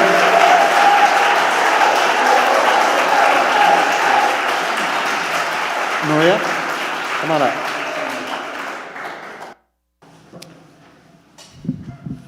I'm Lynn Ellsworth with Human Scale NYC. We're a network of community groups across the city, and I'll be reading our statement from our board. In a rational world, we'd be talking about how to densify the enormous parts of New York City that are zoned for 1- and 2-family homes. Places like Richmond Hill, where everyone has a car, a yard, and a garage, instead of trying to over-densify and destroy several historic districts in Manhattan. 15% of the city's landmass is zoned for single-family homes. Nearly 3/4 of our city is zoned very low density, covering about 100 miles, or about 3 billion square feet. Those low-density areas exist in the outer parts of the boroughs, where lots of low-income people already live, many of them people of color, and many of those low-density areas are transit deserts. So in a rational world, would you be talking about extending public transit to those areas, using the staring-in-our-face solution of through-running trains at Penn Station? That would allow for a unified regional rail system, which is the only smart way to equitably spread the opportunities for economic development to low-income communities in this region, instead of concentrating those opportunities in Manhattan to benefit big real estate, in this case, Edison. But Vicki Bean has long had it in for historic districts, publishing her historic district bashing views with Ed Glazer, the ideologue of towerization of Manhattan. This rezoning and the Seaport Hughes Tower is her ideology at work. The problem is, this administration has constructed an entirely false narrative of affordable housing to justify what it's doing. It is anchored in right-wing, trickle-down housing supply fundamentalism. And we know that trickle-down doesn't work in theory or in practice.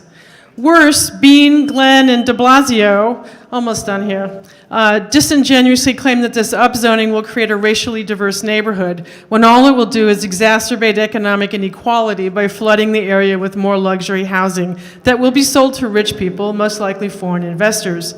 The real racism here... Thanks, Lynn. We've got to move on.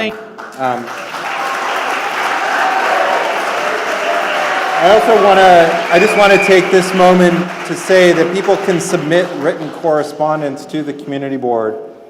The email address is sohonoho@cb2.org. so cb2manhattan.org. is sohonoho@cb2manhattan.org. So if you want to submit written testimony, please feel free. The person I called before, I just want to make sure she's not here. Maria Feliciano. Oh, yeah, come on up. You're next. Sorry. And then it's followed by Lawrence Beebe, Bruce Williams, and Stephen Gosenberg. Thank you for the opportunity to speak to you. I am a resident. Can you hear me? Yeah? I am a resident of SOHO. I also work in SOHO. I am raising a family here. And I stand before you in complete opposition to this awful plan.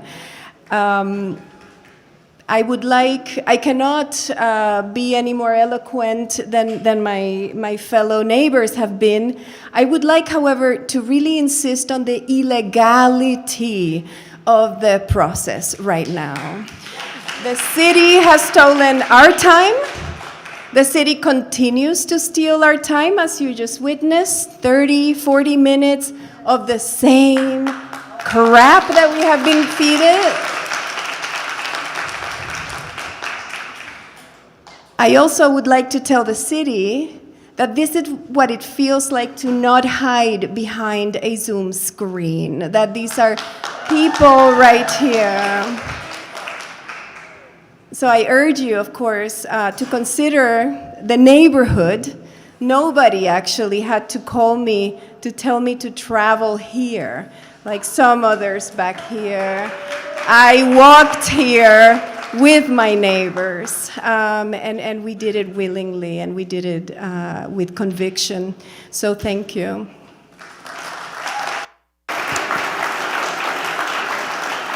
Thank you for your testimony. I just want to clarify that Community Board 2 had asked for a presentation, and we had said that, keep it to 40 minutes, and so we had asked for focusing primarily on what the zoning would change, and so we did ask for that. So I just want to say thank you. Okay, thanks. So now we're going to go. Sorry, it's also part of the public process. Yeah, we wanted to make sure that you guys saw what city planning was presenting. That's a part of the process. You may not like it, but it is a part of the process, and it's important that they're able to share with you what they're looking to do. Next speakers, Lawrence Beebe, followed by Bruce Williams, Stephen Gossenberg, Todd Fine, and Susan Goran. My name is Lawrence Beebe. My recently departed wife is Carol Conway, a renowned modern dancer. She established our home over 50 years ago in an artist cooperative on Bond Street, where she both conducted her Carol Conway Dance Company and raised her children. I remain here in our home on Bond Street as her widower, and I continue creating my visual art and writing to this day. NOHO did not become as internationally renowned as it is by way of real estate developers. It is the community that so many want to visit, take selfies in, and live in by way of our artists, their work, and their stories. As always happens, that cachet also attracts predators. Our city has well-established ways to protect our communities from predators. However, now our own city government is running roughshod over the due process and rule of law that most of us rely upon our city to protect and safeguard. I'm here to cry outrage. I hear my wife Carol's shouts from her ashes, and I am here to echo them. Carol and many others like her worked valiantly and tirelessly for many decades, essentially her entire adult life, to create NOHO from what was essentially an abandoned shit heap. They had precious little for resources in their imaginations and fortitude. Our NOHO became what it is by way of the equity of a great deal of blood, sweat, and tears, not of real estate developers, but countless artists, many gone now, but many of those still with us are crowded here tonight.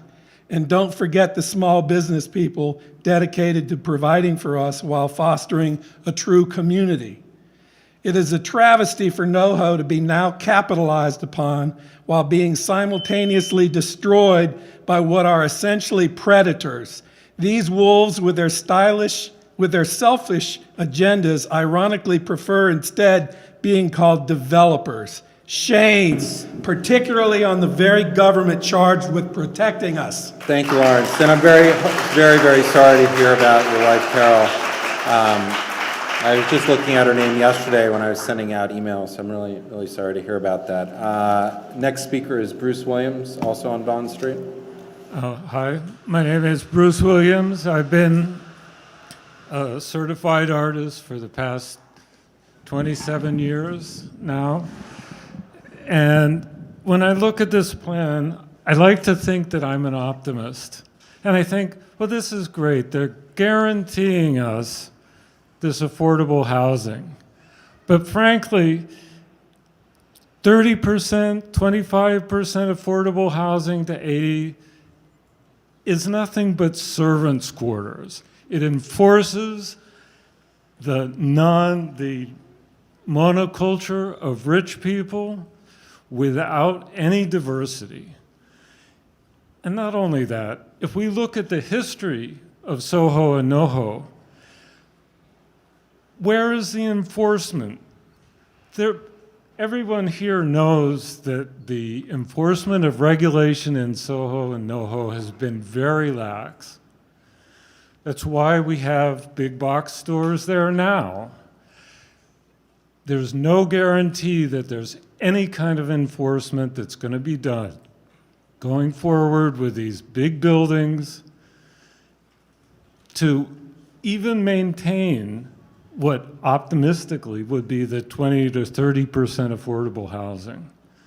It's just not believable. This is just another way of putting in more rich places for people to live or to store their money. Like the buildings that are empty with the housing, why don't we take those places where people own but don't live? Let's put in people there instead of building more empty spaces. Thank you. Thank you, Bruce. I also want to point out, for anybody who's been to Bond Street, Bruce is the one who created all the golden nymphs that rise up above 24 Bond Street. So Bruce is a big reason that people come to the neighborhood and take pictures, particularly tourists and other visitors. Stephen Gossenberg is the next speaker. Stephen Gossenberg, not here. All right. Todd Fine.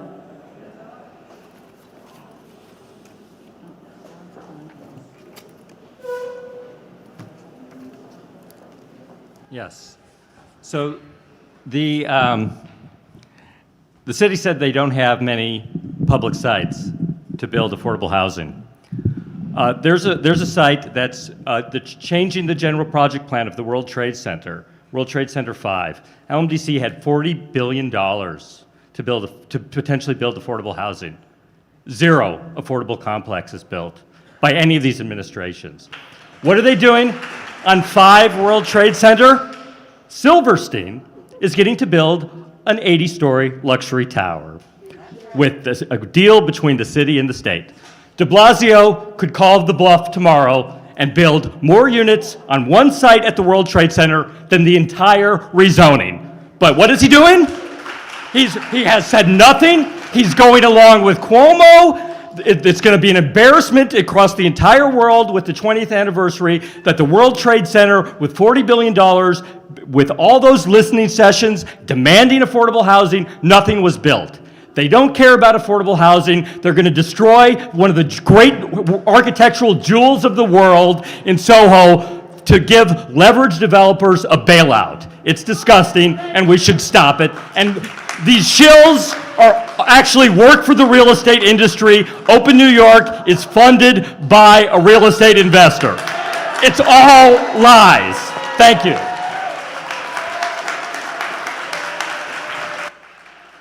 Thank you, Todd. Thank you, Todd. Next speaker is going to be Susan Goran, followed by Jean Cryer, Anita Isola, Margaret Baisley, Suzanne Sheen, Kathleen Wakeham, and Pete Davies. My name is Susan Goran. I've lived on Washington Place, Broadway and 10th, 18th and Broadway. I currently live at 505 LaGuardia Place where I grew up. And I am here tonight to tell you that I'm also a former employee of NYU and the daughter of a member of this board for more than 30 years and a former vice chancellor at NYU. I could have made talking points, I could have written signs, I could have done a lot of things on this card. Instead, I scribbled some notes for things that will not be talked about here. I haven't attended a community board meeting in years, because when Scott Stringer took over, this became a thing that rubber-stamped a lot of zoning changes. The idea that I am at the same meeting I stopped attending 20 years ago, 30 years ago, listening to the same arguments from a planning commission or a city government organization that would change a neighborhood without the input and the correct attitude towards the situation is appalling. Paris doesn't gut its historic buildings, it maintains them. They do not come into neighborhoods and let NYUs approve a building with the help of the city and have that building turn out to be nothing like the one they said they would build. Look at Mercer Street and know what NYU will give us when this is over. This is a lie of the greatest kind.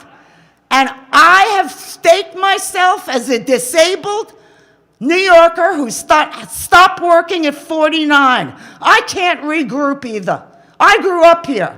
I watched the developers. This is too much Real Estate Board of New York. This is too much New York University. This is no hospitals, no supermarkets, no transportation, no schools. And my final comment is, all right, thanks, Susan. Thus, 3 Jean schools Cryer? and Susan, thank you. built none.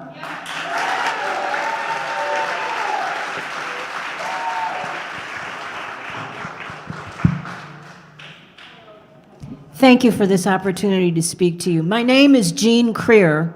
I'm a 25-year resident of this area. I live near Astor Place, and I proudly serve on the board of Village Preservation. One of the many pernicious lies in the city's rezoning plan is that it categorically rules out the possibility that buildings containing affordable rent-regulated housing, which are mostly occupied by longtime lower-income neighborhood residents, won't be demolished. But they will be. As the Village Preservation Study has clearly shown, there are hundreds of such units in the rezoning area and thousands on the periphery in the secondary displacement zone. Right now, those units, indeed those buildings, survive because current zoning doesn't allow buildings larger than they are. Almost all new development has been parking lots and garages, gas stations, and small commercial buildings with no residents. As soon as you upzone to allow these very lucrative types of development as of right, up to 2.5 times the size that is currently allowed, those existing buildings with affordable housing will come down. Those residents will be displaced and their rent-regulated affordable housing will be destroyed. And for what? Most likely big box retail, high-end office buildings or hotels, NYU dorms or other facilities, and luxury condos, which, if they're under 25,000 square feet, are not required to include any affordable housing. 6 words: rezoning plan destroys existing affordable housing. The next speaker is Anita Isola. This plan is such an obvious scam. It is his final scam before he leaves and his last opportunity to pay back all his developer friends. What do we have here? We have possibly a doubling of the current allowable size, which means more shadows, and less light. Now, the selling point they're using for this is affordable housing. Yet, obviously, he's displacing hundreds of families to create this affordable housing. But who knows how much there'll be because of all the exceptions that they have. Not the least of which, of course, is NYU, and I graduated from NYU. There'll be offices in a city where we have too many offices. We don't know the future of the city. We don't know if we need any new offices, but they'll build new offices. We'll have more of these big box stores, so we'll look like any other city. It's becoming more and more like that. I've lived in Community Board 2 area for 71 years, and I've watched the development, and it's getting uglier and uglier. And NYU, I think, is the greatest danger that this poses, because they obviously have their eye on this, and I see what they've already done. Like a woman before me said, just look at the blossoming of the Zipper building on Mercer Street. We'll just get more of that. I'm sorry. It's out of the question. It's out of the question to do this. Thank you, Anita. The next is Margaret Baisley. Hi, my name is Margaret Baisley. I came to SOHO in 1979. I've owned a loft here for 30 years, but I'm not allowed to legally live in my loft because I'm not a certified artist. In fact, 99% of people who live here in SOHO can never be certified as artists, even artists that I've represented. We have a retail store in my building. It helps us pay the taxes. It helps us pay the outrageous repair bills. When is the zoning going to change? We want legal residential upstairs. We want legal retail downstairs. In my opinion, the zoning is broken and it needs to be fixed. For 20 years, we have asked city planning to rezone this area to make the zoning fit the use. This is not a manufacturing area anymore. We can't have manufacturing rules here. In my building, we have 28 units. We've got 2 artists. We were mostly middle class. We're not rich. We pay outrageous tax bills, and we're the ones who keep our landmark Singer sewing machine building in shape, maintained at our expense. It's not enough to stamp our feet and say no to the zoning plan. We want the zoning to fit the use. We want change. It can't be perfect. We know it isn't. It has details you may not like. But to stamp your feet and say no to zoning, no to new housing, no to inclusionary housing, no to change, no to construction, that's not the way that we're going to bring SOHO forward. In the proper context, with proper controls, new construction can be managed. Look at the building next to me, the Scholastic building. That was built on a site that had a 2-story lumberyard. Now it's a great asset to the community. No one is in favor of tearing down historic structures, but you can't throw the baby out with the bathwater. We want legal zoning. It's time for a change. Thank you, Margaret. Suzanne Sheen. After that's going to be Kathleen Wakeham, Pete Davies, Peter Lieberman, David Mulkins, Salvatore Francino, and Amelia Josephson. Suzanne? Is Suzanne here? No. All right. So Kathleen, go ahead.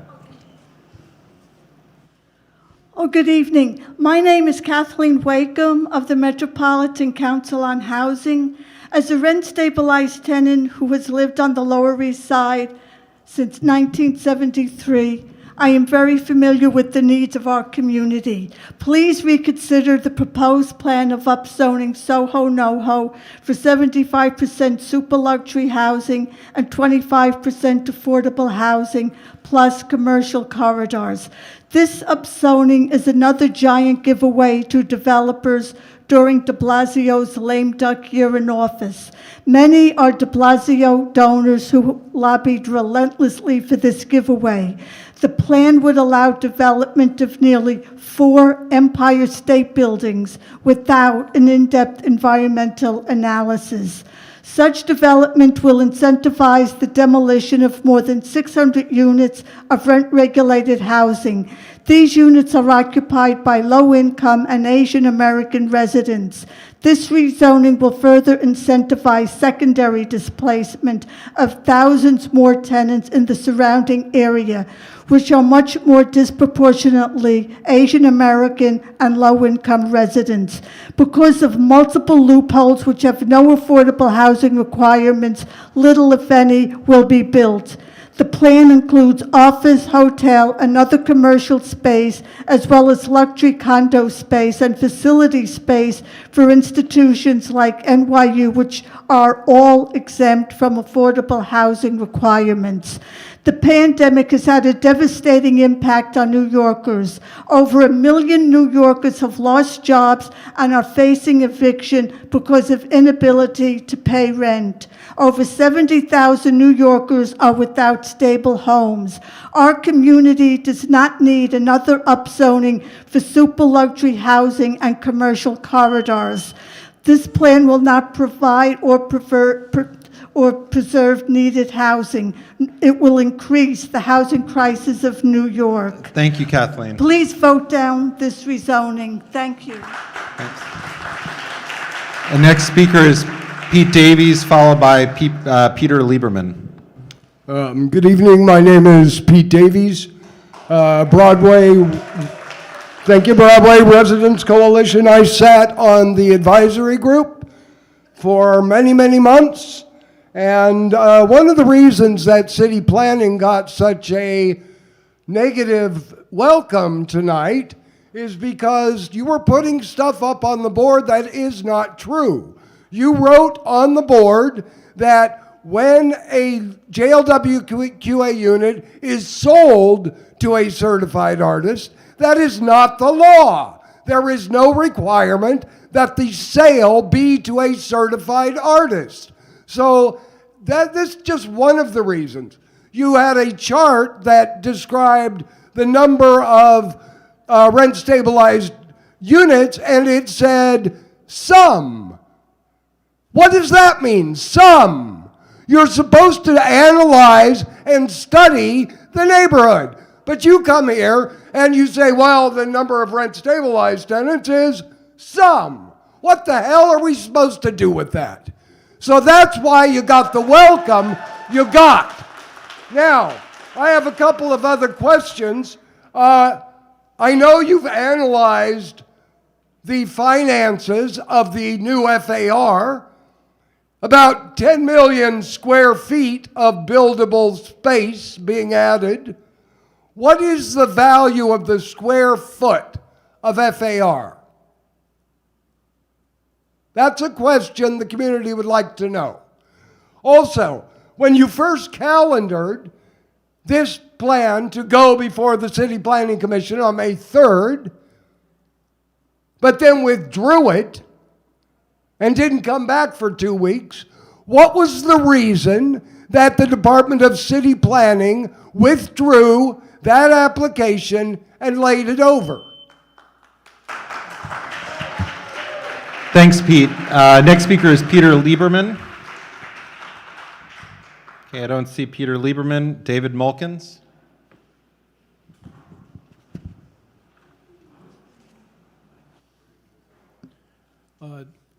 David Mulkins, Bowery Alliance of Neighbors. Can you hear me? Okay. How's that?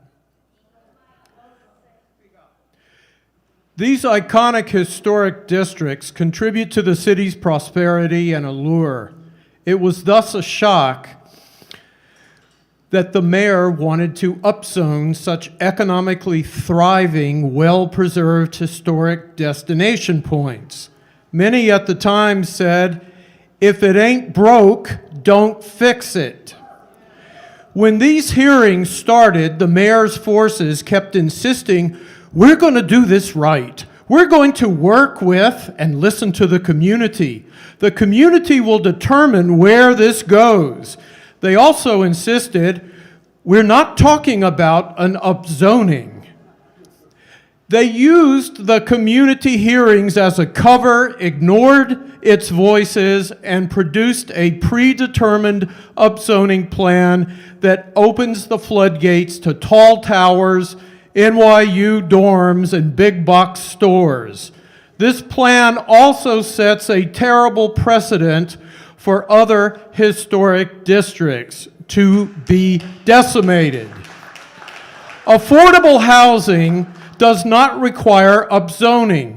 Sufficiently large buildings with affordable housing can be built on underdeveloped lots right now. Upzoning the neighborhood for new development would in fact bring only a pittance of actual affordable units, 2 affordable units for every 8 luxury units. It is a sham to say that this is promoting affordability when it primarily benefits developers and politicians looking for campaign contributions. We support the community alternative plan, which includes significant affordable housing and protects residents, artists, small businesses, and the character of these historic districts. Thank you, David. The next speaker is Salvatore Francino. I may be pronouncing that wrong, and then Amelia Josephson. Salvatore? Okay, I don't see Salvatore. Amelia?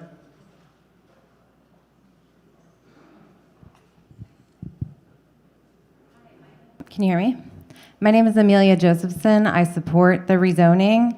I support a city that is welcoming, that welcomes people to all neighborhoods, that welcomes new residents to SOHO, like my father's family was welcomed when they came to New York through Ellis Island. I think that is the spirit that we should be aspiring to as a city. We have places around the country where temperatures and climate change effects are extreme, where trans kids don't have their rights protected. We should be welcoming more people. Can you please not interrupt? We should be welcoming more people to New York City where they can thrive. We should be building integrated neighborhoods, and it's time for neighborhoods like SOHO and the Upper West Side and Tribeca and the Financial District to step up and do their part and take the pressure off of gentrifying neighborhoods in the outer boroughs and in Upper Manhattan, which is what this plan is all about. I also want to say that I'm very disappointed to see the conduct in today's meeting after so many months of virtual meetings. I think that this was an opportunity to come together, and the disrespect that was shown to volunteers on the community board and to public servants is really disgraceful, and I hope that the next meetings can have a much more elevated and civil tone. Thank you for your time. Thank you, Amelia. The next number of speakers are Sarah Soffer. Guys, we need to keep going. Sarah Soffer, Mickey McGee, Connie Murray, Michael McKee, Laura Sewell, and Kim Lipman.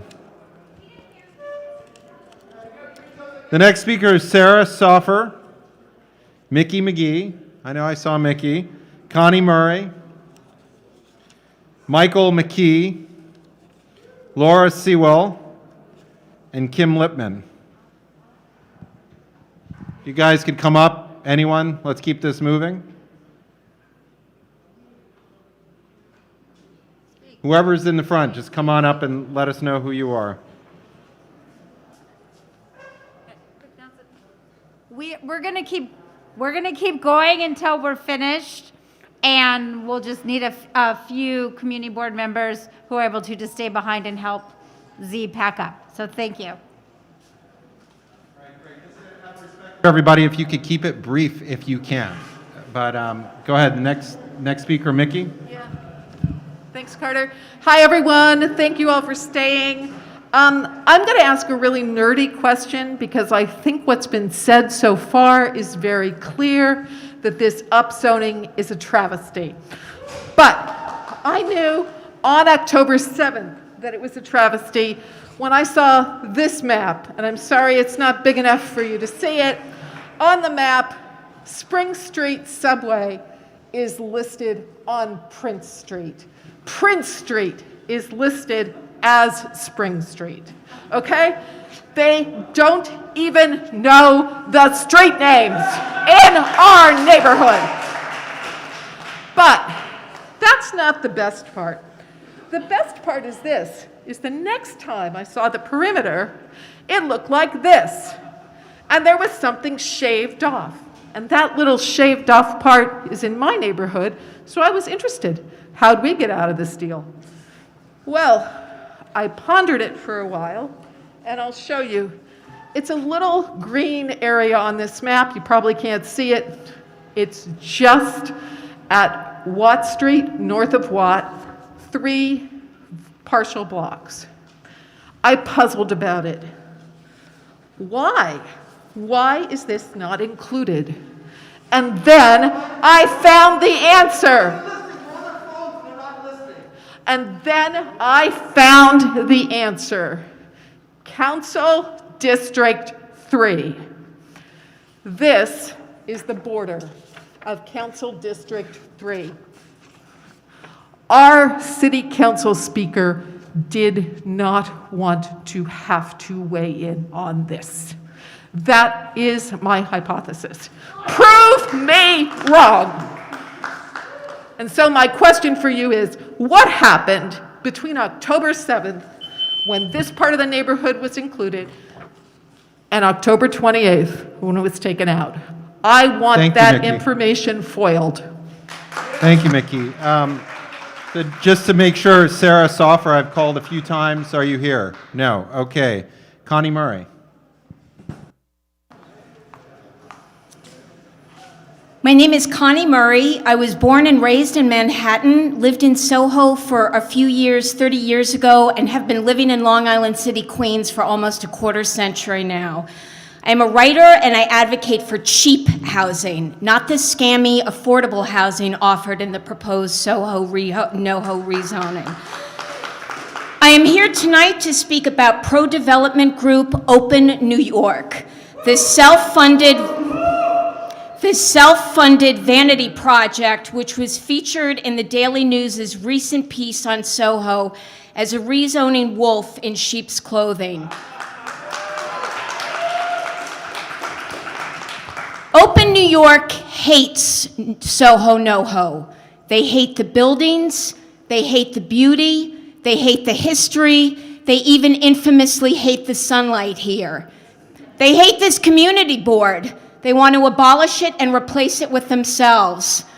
And they hate the residents of SOHO. They want SOHO residents to pay for the audacity of creating an extraordinary, globally recognized neighborhood. Open New York's contempt is an off-putting, deliberate distraction from the reality that their proposal is baseless, gratuitous, and threatens hundreds of already existing low-income homes while not being able to guarantee that even one unit of affordable housing would be produced in their stead. Open New York is the loudest voice for rezoning SOHO NOHO. It's also the loneliest voice, as demonstrated yesterday by Christopher Marte's resounding victory. Open New York and its hatred of this community will not prevail here. Not in our backyard, gentlemen. Thank you, Connie. And next we have Michael McKee.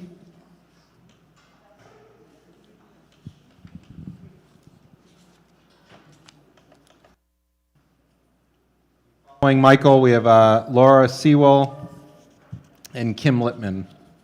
Good evening. My name is Michael McKee. I'm the treasurer of the Tenants Political Action Committee.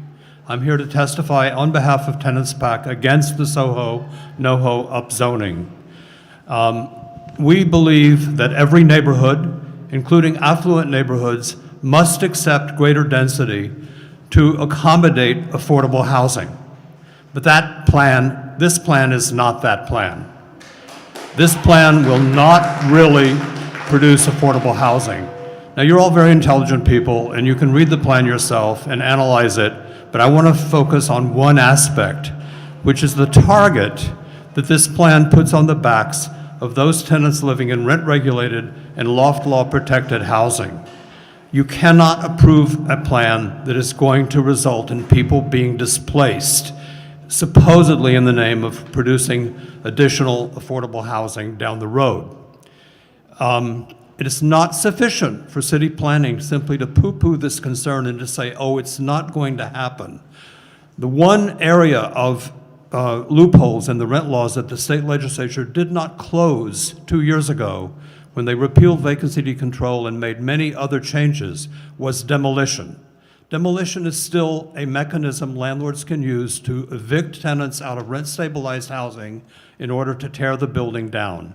This is something that you simply must keep in mind.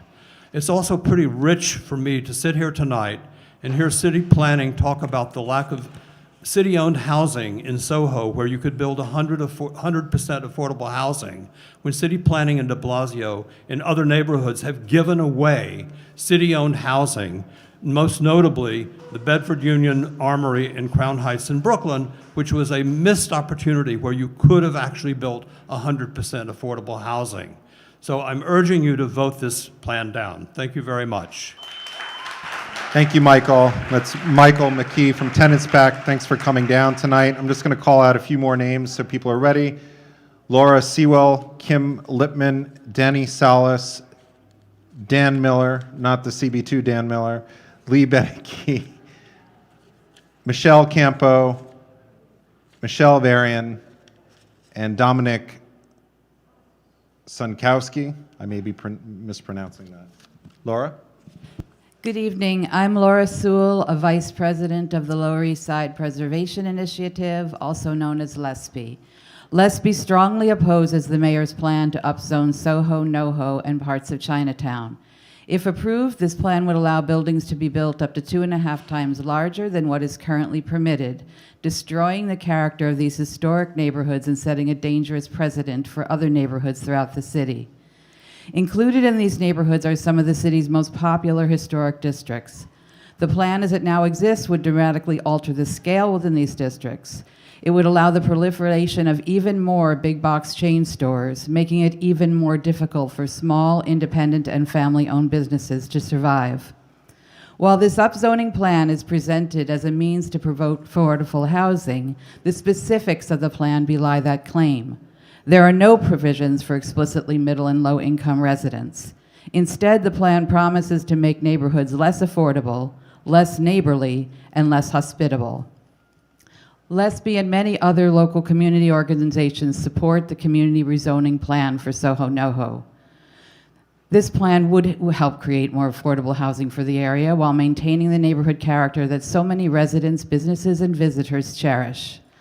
The livability of New York City lies in its neighborhoods and their distinctive qualities. This is what draws protective residents to New York and what draws tourists to visit. Our historic districts and neighborhoods are not only characterized by beautiful, irreplaceable architecture, but typically are at a low scale that allows for light and air, particularly important in times of a pandemic. We respectfully urge CB2 to defend New York City neighborhoods and oppose the SOHO NOHO neighborhood plan. Thank you. Thank you, Laura. The next speaker is Kim Lipman, followed by Denny Salas and Dan Miller. Hi, my name is Kim Lipman. I have lived in SOHO for 16 years. I've come to many of these meetings in the past to make my voice heard about, different changes and plans that were upcoming in the neighborhood. I have been on my condo board in 2 different buildings for, the entirety of the time that I've lived here. So I definitely embrace the responsibilities that every resident has to this style of, dense living. Like, everyone needs to, help out and have some responsibility and try to share their voice. When I hear what so many people have to say, I think it really reflects the feeling of not having been able to have a voice in this process, not really. Conducting so much of this process over Zoom was, not conducive to people feeling like they were able to have a voice and like they were able to, understand what their fellow community members were feeling. It feels like this process box-checked requirements and misrepresented the intent of the process during that. And, and I'd like to say I've been, open-minded towards this. I think that, having gone to some of the focus groups during the early part of this process, it felt like there, maybe there could have been a positive outcome here. I think people were open to certain changes, but I think it's sad that this is happening to a historic district. Really sad. I mean, that we're even talking about upzoning under the guise of affordable housing is just strange. Thanks, Kim. The next speaker is Denny Salas.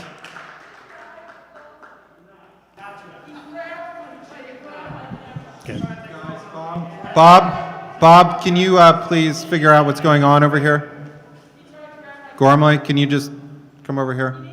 Something's happening over here. Can you just figure that out? We're going to keep going. Denny Salas. All right.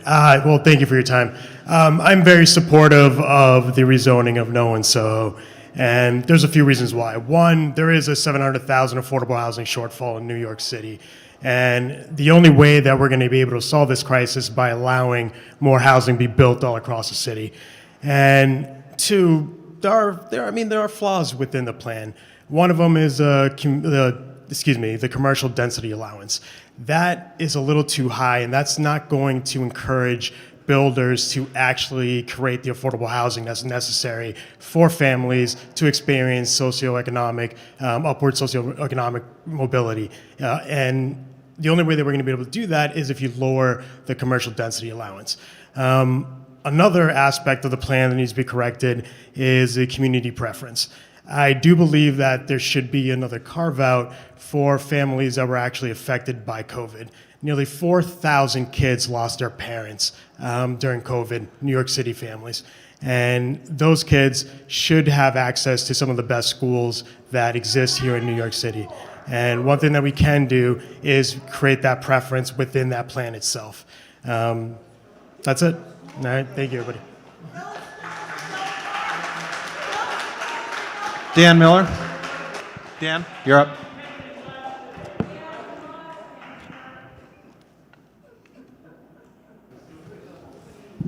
Hi, my name is Dan Miller. I'm here to speak in support of the rezoning, which, as others have said, isn't perfect. The commercial densities are too high, and we should lower them, or even better, increase the residential density allowed so that we can ensure that we build the most housing possible. But more broadly, I want to talk about the level that we're making this decision at. We are here in a meeting that is attended almost entirely either by SOHO residents, but you all aren't the only people affected by this decision, right? The people who want to live here but can't because it costs $8,000 for an apartment actually do matter. Also, not only that, but you all are filtering the attendance even more by recklessly and loudly booing anyone who speaks in agreement. Okay, see, this is exactly what I'm talking about. So I'd like to ask Community Board 2 to ask Community Board 2 what plans you have for future meetings to ensure that they don't devolve into this kind of abuse, insults, and name calling. Because like, all right, thanks, guys. Let's get back on topic here, so we can address the rezoning plan that's before us. No, that's an actual genuine question, because this is clearly like not how we should be running a meeting. And you think it's bad? I'm only here for 2 minutes. DCP had to deal with this for a half hour. I feel honestly ashamed for my city, and I'd like you guys to take some steps to bring everyone, all the opponents, under control. Thanks. I think there are a lot of different opinions here tonight, so we'll move on. The next speaker is Lee Benicke, followed by Michelle Campo, Michelle Varian, and Dominic Sandkowski. All right, thanks. Lee, you're up.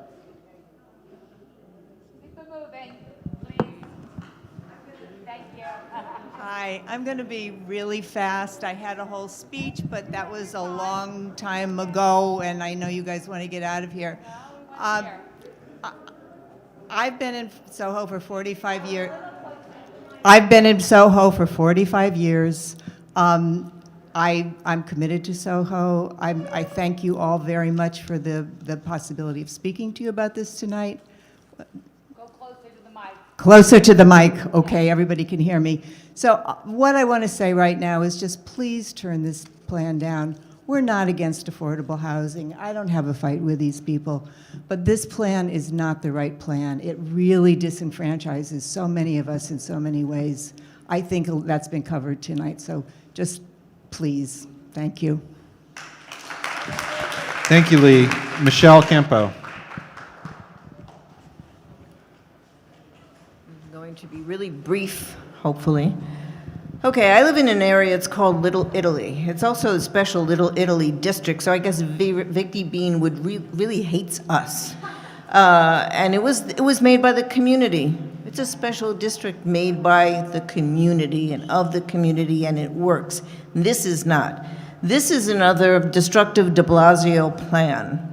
And all I have to say is that Robert Moses would be so proud of him. Thank you. Thank you, Michelle. Next speaker is Michelle Varian. Can you hear me? So I am a 25-year resident of SOHO, and I live with my artist-certified husband, who is able to make his work in our loft. I started my business in SOHO. I was able to start in my loft and then move into a storefront, grow my business, employ people. I carry the work of over 100 other designers and manufacturers in the city. So I really contribute to the economic health of the city overall and the creative fabric of the city. And I'm very proud of that. And I'd like to think that with a readjustment of the speculative real estate market in the neighborhood, there could be opportunity again for small businesses, for creative people to start and actually grow things here. It's not too late, and I'd like to see that be a possibility for more people. Regarding this upzoning plan, one of the things that really has to be pushed back on is the fact that an environmental study was done during a pandemic. Firstly, the world has changed. There are a huge number of people who will forever be working from home. You talk about a transit-rich district. What does that matter if people are working from home? That no longer matters. We are talking and applying all kinds of values and models that are 20 years old and no longer relevant.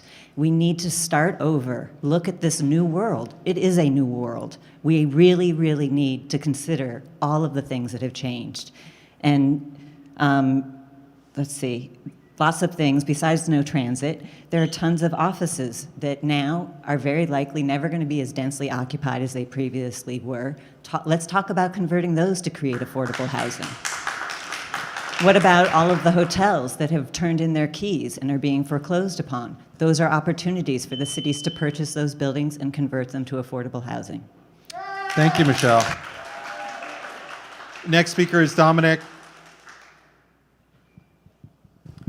Hi, I'm Dominic Sinkowski, speaking for Welcome to Chinatown, a nonprofit supporting Chinatown small businesses. Contrary to the SOHO, NOHO moniker of this rezoning, it also affects Chinatown both directly in the southeasternmost part and indirectly in the rezoned areas, as the rezoned area's direct neighbor. First, we are concerned about the displacement of working class Chinatown residents. The R10 upzoning in the Chinatown area will create a massive incentive to push out tenants in order to sell to developers, and certain landlords in the area have demonstrated unprincipled greed before. If rezoning proceeds, Welcome to Chinatown supports the Cooper Square Committee's demand for anti-harassment provisions in the rezoning text and substantial funding to groups like CAV to enforce anti-harassment, especially for vulnerable non-English speakers. Second, the new affordable units will not benefit working-class Chinatown residents. Even if preference for affordable units is extended to Chinatown residents as well as SOHOs, the lowest income target proposed on the city's rezoning FAQ, $40,690 for a family of 3, is not enough to benefit working class Chinese Americans being the ethnic group with the highest poverty rate in New York City. Any rezoning must require more affordable units at lower target incomes. Otherwise, new affordable housing will be unaffordable for Chinatown. Lastly, we are concerned about the allowance for over 10,000 square feet of commercial space as of right. SOHO's current ad hoc permitting system, yes, does need reform for commercial use, but we should not build more spaces for big box stores that engage in unfair competition and hurt small businesses, especially not at a time when small businesses are hurting across New York City and especially in Chinatown. Thank you. Thank you, Dominic. I had neglected to read the next speakers, so I'm going to read out a number. Sean Sweeney, David Lawrence, Margot Margolis, Will Thomas, Zella Jones, Jane Fisher, Susan Brindle, Jeannie Wilkie, and Sunny Ning. So, all right. So, does anybody come on up? If I've called your name, you can just come up and keep speaking. We've got a lot more names to call, so.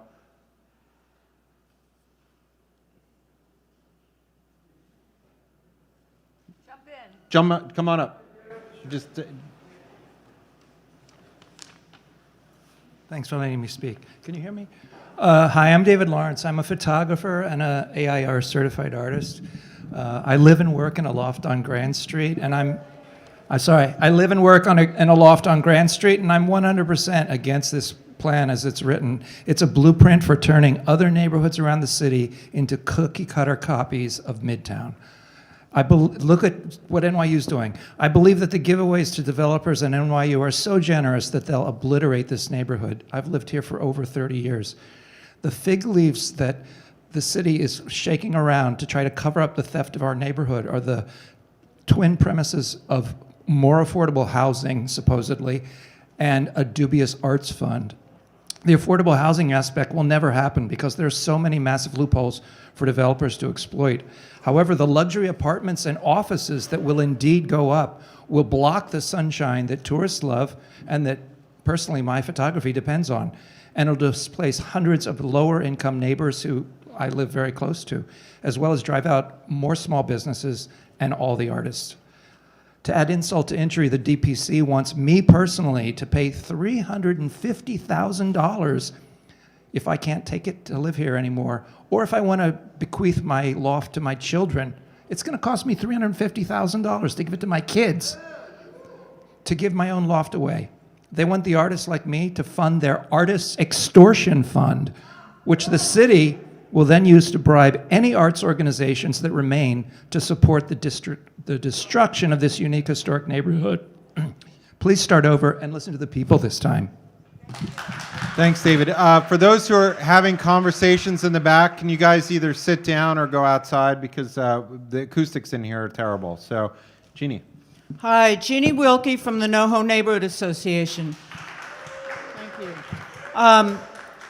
I've heard the word sham and scam so many times that I'm not going to make my technical points. I'll send them in. And I will repeat what I said outside when we had a very well-attended press conference where you were setting up.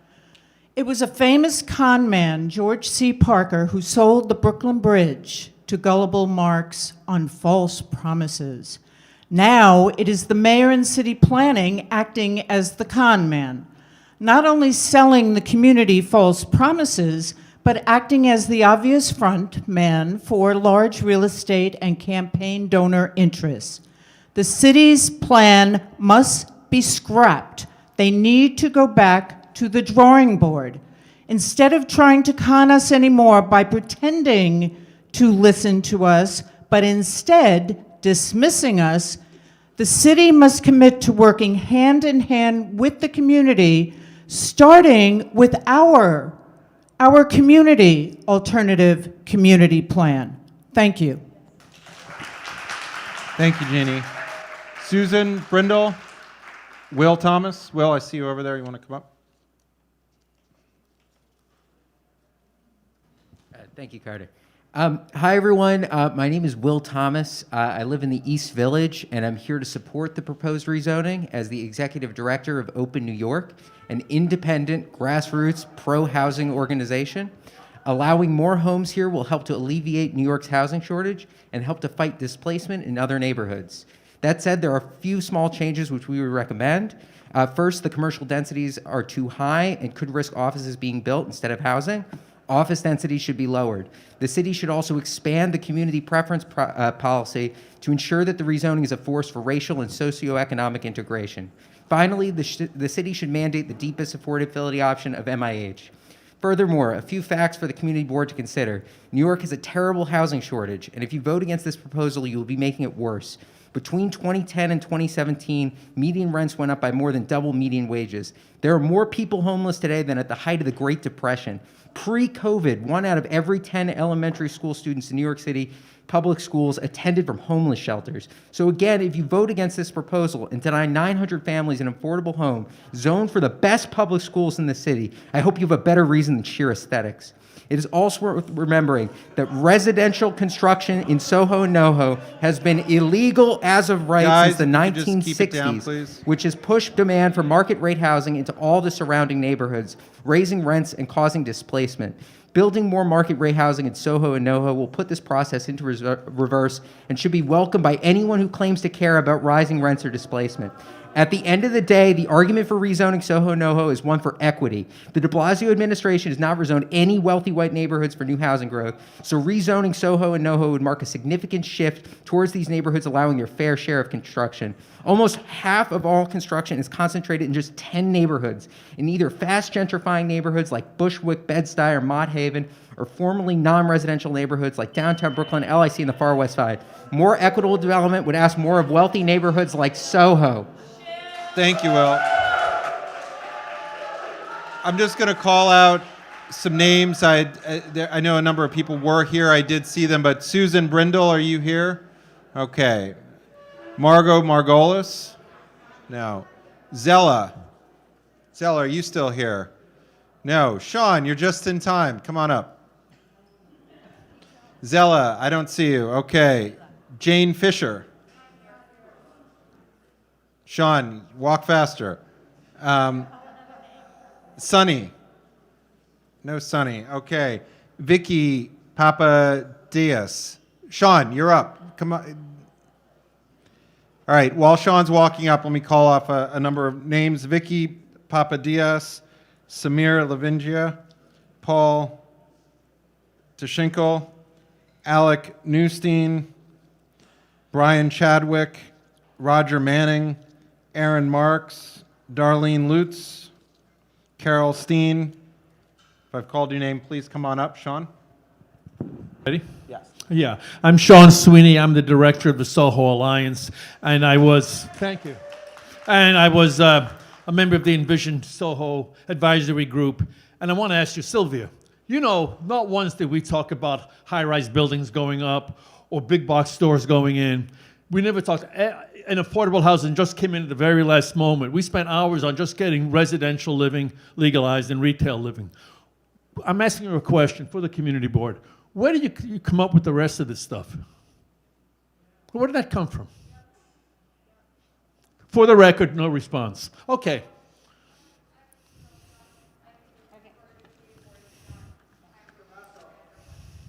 Anyway, my time's running. Because there's 16,000 pages to read, and you know what you're doing. You're keeping that away from us so we cannot comment. But we did find something which I really want to report to this committee. Robert Seidman could not make it here tonight. Robert Seidman is a plaintiff in a very precedent-setting case. His landlord, Schwartz versus Simon, tried to get him out because he was going to, he said he needed it for his own family. If this $100 fee goes into effect, this flip tax, landlords will gladly pay a couple of $100,000 to get a rent-stabilized tenant out. No one seems to have done this. You have never brought this up. Every landlord who has a rent stabilizer or a loft tenant will gladly pay $250,000 to get a tenant in there who will pay $10,000 a month, $120,000 a year. In 2 years, I'll have it amortized. And this rezoning is going to cause the dispossession and the displacement and the eviction of hundreds of tenants. How do you address that? Did you not realize this? Did you not realize the court case? Thank you, Sean. You're up next. If you could just state your name. My name's Aaron Marks. I live in Bushwick, but I worked in SOHO for several years before the pandemic. I have delivered probably several $100,000 worth of furniture to SOHO and NOHO residents' lofts. I've seen their wealth and power and entitlement, just as I've seen it on display here in the constant shouts of "Where do you live?" I think people know what that means. We've heard complaints about the services and infrastructure in the community. I would ask people to go look at outer borough neighborhoods and see what the services are that are available there. I see this as a community trying to pull the ladder up behind them and monopolize billions of dollars in infrastructure and public investment, and I hope that you don't let them. Thanks, Aaron. Next person, Darlene. And if we could just keep this moving, we're getting there, we're getting to the end, but if we could just keep this moving and get done, I think that Good evening, everybody. I thought I'd be talking to a full room, although I've been talking quite a bit. I'll make it quick, all right? And I'm addressing all of you, right? This plan must be rejected. It cannot be fixed. It's clear there was never an intention to fix it. I've lived in SOHO for over 40 years, and in this town for more. The politics are dirty and corrupt to the core, so it's no surprise that every mendacious trick would be trotted out to win public sentiment. And I believe that this has become a battle in the public. We have a groupie group coming here and harassing us about where we live. I think you know what I'm talking about, right? And what I'd like to know is what media consultant has the DCP been working with and the city to form and create a really destructive message? Do I need to spell it out? Okay, I will. Well, there's not much left here of the rich white racists that we've been targeted as. And that's been spoon-fed to an obsequious media. We didn't count on being slandered. We thought you were going to play fair. We're opposing this because it's a boondoggle, and you know it. 900 units of mixed income housing. 2 weeks ago, it was affordable housing. Now your message is mixed income. Thanks, Darlene. Okay, you guys. Just reminder, let's not get personal in terms of specific speakers. We have heard a number of questions tonight, and given the large number of people that showed up, We are going to get everyone testifying. And then tomorrow night, when we will be on Zoom, which if you can't make it, it will be live streamed and recorded so you can watch it at your leisure. We will ask city planning many of the questions we're hearing tonight. If you have more questions, I'm sorry, we're not on Zoom, it's not as easy. Please send your questions to sohonoho@cb2manhattan.org. Thank you. Yeah, I have a number of people I called. You just come in, state your name. Yep. My name, but thank you. I'm Chris Ryan, husband of Allie Ryan, who is running for City Council District 2, and she couldn't be here, but I figured I could speak for both of us. We are both against the proposed plan. We view its sole emphasis on affordable housing as a means to increase density in an already dense area.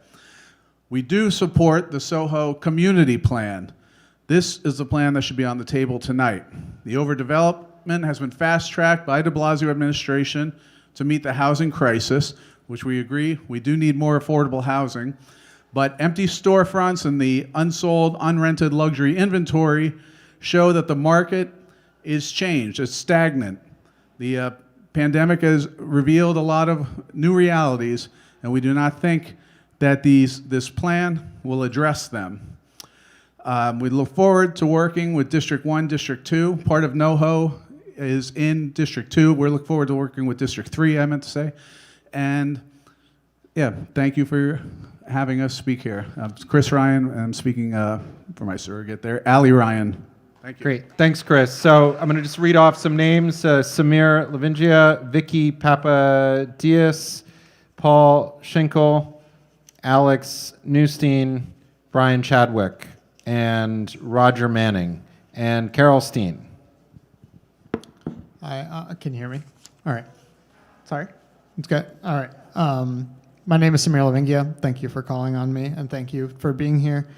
I'm here to speak in support of the rezoning. The main issue that I wanted to bring up that I don't think other people have brought up yet is simply that the average New Yorker has 30% of the carbon footprint of the average American, and by getting as many people as we can to live in New York, we are going to help save the planet. We need as many people living in dense urban metropolitan areas, not in sprawling suburbs. Building all types of housing will allow more people to live here.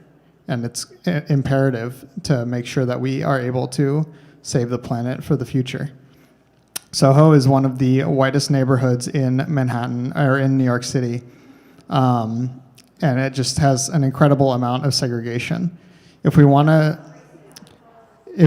to desegregate our city and integrate it properly, like we should be building as much affordable housing as possible.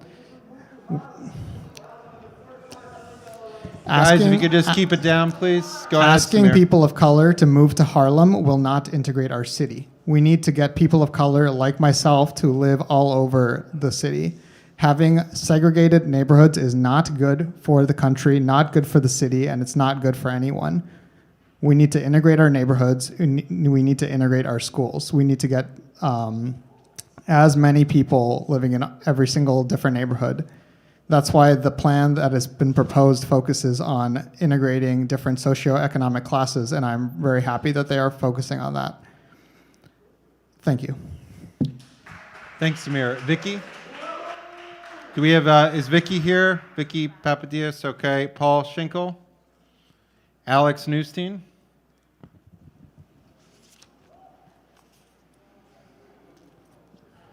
Can everybody hear me? Louder, is this better? Okay.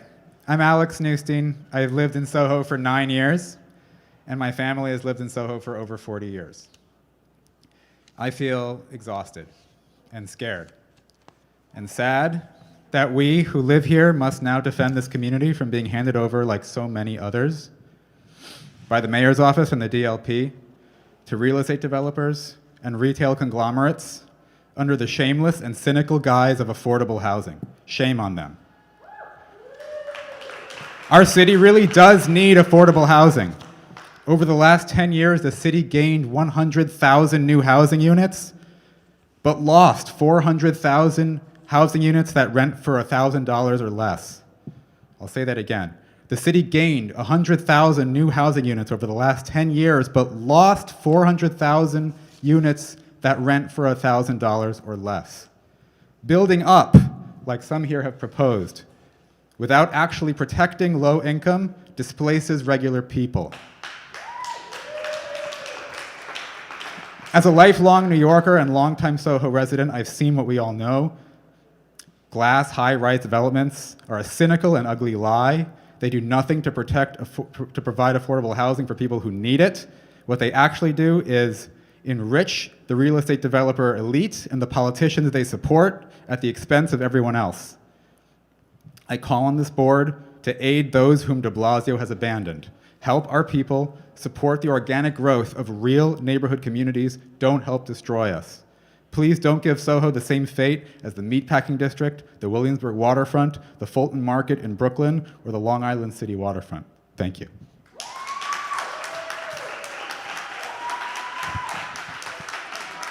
I'm just going to call on a number of other speakers. Brian Chadwick is next, Roger Manning, Carol Steen, Steve Herrick, Diane Welton, Denise Martin, and Jacqueline Tabinski. Am I saying that? No. I can't read your handwriting. I'm sorry. Tobolov, sorry. My name is Brian Chadwick. And what really frustrates me and worries me is actually broader than what we're talking about here in SoHo. It's actually the great and tragic homogenization of American culture. You know when you go to see other cities and you visit other towns and you come back and you go, man, thank God I live in New York. Do you ever feel that? I feel that. Do you want to come to SoHo and go out to dinner in a 2,000 table Red Lobster? Would you like to come to SoHo and go with your girlfriend on a romantic date at the Olive Garden with 40,000 square feet? Do you want to come to SoHo looking for a treasured gift or a piece of art and buy it at Nobody Beats the Fucking Whiz? Cities all over the world, big cities and small cities, are trying to create what we have already in SoHo. They're taking their industrial buildings and they're turning them into residence for creative people, artists, architects, engineers who are doing new digital things, wonderful things with their computer technology. They're trying to do what we already have. And you people have to be careful not to destroy our great city. Please don't do it.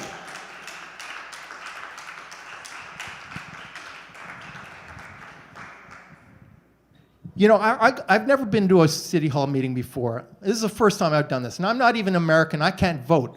But I'm so angry that our government would hand over one of the great assets of our city to developers who are perfectly happy to destroy it. Please don't do this. I want to look you in the eye and say, don't do this. Go and see what Detroit is like. Go and see. You know why tourists don't go to Dallas or Houston? Because there's nothing fucking there. Tourists come here because we have a treasure. Don't ruin it, please. Thank you, Brian, and thanks for attending your first community board meeting. Next speaker is Roger Manning, Carol Steen. If you guys could keep it down in the back. Steve Herrick. Steve, are you? Yep. And after Steve is Diane Welton, Denise Martin, and Jacqueline Tobolov.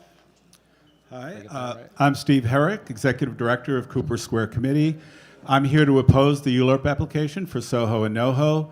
It will create an out-of-scale upzoning that doesn't provide meaningful protections for rent-regulated tenants in loft and tenement buildings, which will contribute to widespread tenant harassment and displacement. Cooper Square Committee works to preserve and develop affordable housing in the East Village and Lower East Side. And while we support the concept of mandatory inclusionary housing, we believe this rezoning is flawed in many ways, such as the following. City planning has identified a few dozen soft sites where it projects the rezoning will result in over 3,000 mixed-income housing units under MIH, but the massive upzoning to residential FARs in most of the study area to 9.7 and 12.0 will in fact create many more soft sites that city planning hasn't identified in its EIS. Many small buildings that currently house low and moderate income rent-regulated tenants will be demolished and replaced with much larger 80-20 buildings. So there'll be no net increase in low-income housing in SOHO and NOHO. As others said, the rezoning also contains loopholes that will put many buildings in the historic districts at risk of enlargement, damaging the unique character of the community.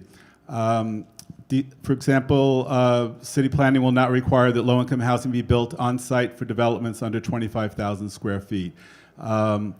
City planning doesn't propose to include any language in the zoning text amendment to prohibit demolition of structurally sound rent-regulated buildings. It doesn't propose to include SOHO and NOHO in the Certificate of No Harassment program, which would require developers to sign affidavits that they haven't harassed tenants in the last 5 years. It doesn't disqualify property owners who harass tenants from demolishing their buildings and getting a permit to build a new one. Other rezonings, such as in West Clinton, Hudson Yards, and Williamsburg, have included some or all of these anti-harassment and anti-demolition provisions. If these provisions existed, it would at least be possible for groups like CAV to organize tenants to enforce their rights to stay in their homes. All right, so anyway, I just want to urge you to vote no. Thank you. And so, Steve, I just want, just so everybody knows, your Cooper Square Committee was a member of the Envision Advisory Group, and Right. your group is against the proposed rezoning? Is That's that right. correct? All right, Yeah. thank you very much. Diane Welton. Denise Martin. Denise, are you still here? No? Jacqueline. I apologize for mispronouncing your name. I couldn't read your handwriting. Hi, everyone. I think that there's been a referendum, and the majority of people do not want this. And it seems like that this is a land grab. NYU has 111 buildings.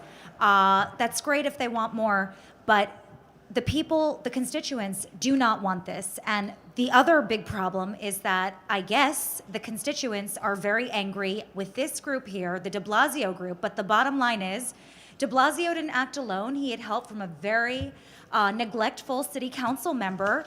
And I think it's time we start voting in new people and stop with this uniparty, because we keep getting the same stuff. And it's not rich against poor or this against that. It's the uniparty. And they always go against what the constituents want.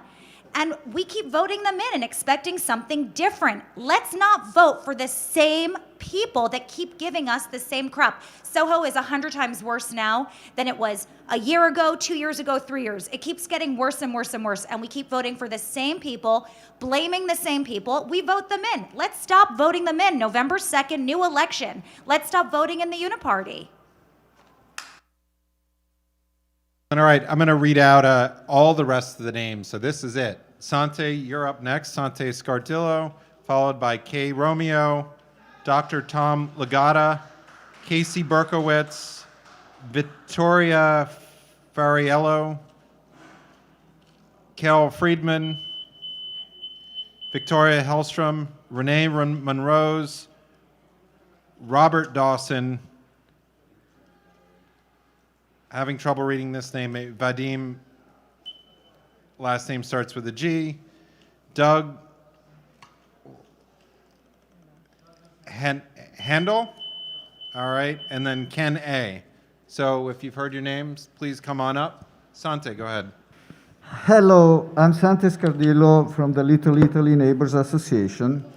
I live in Little Italy for 40 years this year, which, by the way, it's an entity that exists in the zoning test and is not, like Nolita, something that happens in the pages of New York Times and Vogue magazine. I would like to, I had some prepared remarks. Sante, can you hold on just a second? If there's anybody in the back, can you just make sure the door is closed? All right. I had some prepared remarks, but I would like to address the way this meeting has been happening more than run. Perhaps the next time, instead of 40 minutes of a rambling, quote, presentation that was dripping contempt for the residents, explaining to them the neighborhood they don't even know, because we've seen they don't know the names of the street. So do your homework first. And perhaps the community board should give them 15 minutes with time for questions, because it's a shame that then the residents are limited to only 2 minutes to counter what they are rambling on. And by the way, this is a strategy, because look at how full the room is. Who's hearing what I'm saying? Where are the cameras? Everything is gone because they took so long. So the powerless, us, when they feel slighted, of course they eventually talk back, because we have no recourse. So of course you got a little bit of what this community feels about what you're trying to perpetrate against us. And I hope you listen to the people tonight. And tomorrow night, maybe you can do something a little more cohesive and a little more respectful for the people who have built this neighborhood, that have built the city. And it's not just a good fortune, like one of the shields said before. I had to fight for my rent-stabilized apartment so many times in court. So far, the balance of power is in my favor. I built a neighborhood association, and everything is going well. But the next time, who knows? I also would like to say just one last thing. NYU, like all charity that are developers, should lose their nonprofit status. And unfortunately, Thanks, Sante. Feel free to email. You've got our email, so thank you. Kay Romeo? Is it Karen Romeo? Okay, not here. Dr. Tom Legata?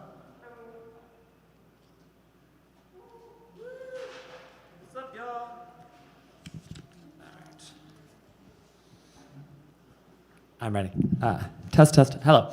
Hello, distinguished chair and committee members. My name is Dr. Tom Legata, and I am an executive member of the Downtown Independent Democrats and a co-representative from DID to the Chinatown Working Group, which CBTU was involved in the creation of. I'm a former resident of Greenwich Village in Chinatown and an active Democratic County Committee member from the Lower East Side. While I live personally outside of the direct impact area, my neighbors in Chinatown and the Lower East Side are very concerned of the speculative impact of this zoning plan on our districts, causing displacement, increased rents, and increased property taxes. They say we should be building affordable housing at public land like 5 World Trade Center and converting empty commercial storefronts to affordable housing, not subsidizing luxury developments filled with 80% wealthy, mostly white residents. If the city really wants diversity and affordable housing, then please eminent domain some luxury condos and put NYCHA housing on the spot. My question to the chair: how does CB2 support and cultivate community-led zoning plans such as the SOHO NOHO Alternative Community Plan and the Chinatown Working Group Plan? Or are we here to rubber stamp giveaways to developers so that Mr. de Blasio can have a cushy real estate job when he leaves office?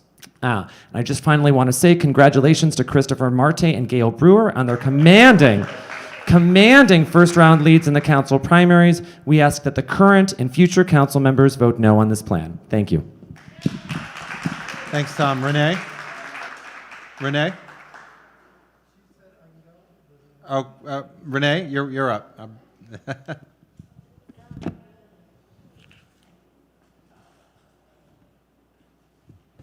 Indeed, thank you very much for your help tonight. You're doing a great job. We definitely could not have done it without you. Hi, my name is Renee Monrose. I'm a resident of 542 Broadway and a member of the Broadway Residents Coalition.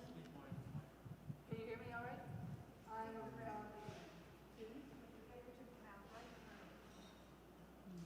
I am also an artist and have lived and worked in my law for 35 years. I'm going to repeat some question I asked at the board last time, but this time I get the pleasure of asking them directly to the Department of City Planning. The DCP's solution to the JLWQA legalization mechanism is the proposed loft conversion fee to be levied on residential loft tenants at a rate of $100 per square foot. This mechanism raises countless red flags, but my questions are these. Did DCP ever do an analysis for the actual number of JLWQA units for which that loft conversion fee mechanism would be applicable? How much money will that fee actually generate over the 10-year time span covered under the DCP plan? And finally, for commercial properties, which are being granted conversion to as-of-right uses, what is the conversion fee for them? We deserve better. This plan is unfixable, and Community Board 2 must reject it. Thank you for letting me speak. Thank you, Renee. Casey Berkowitz.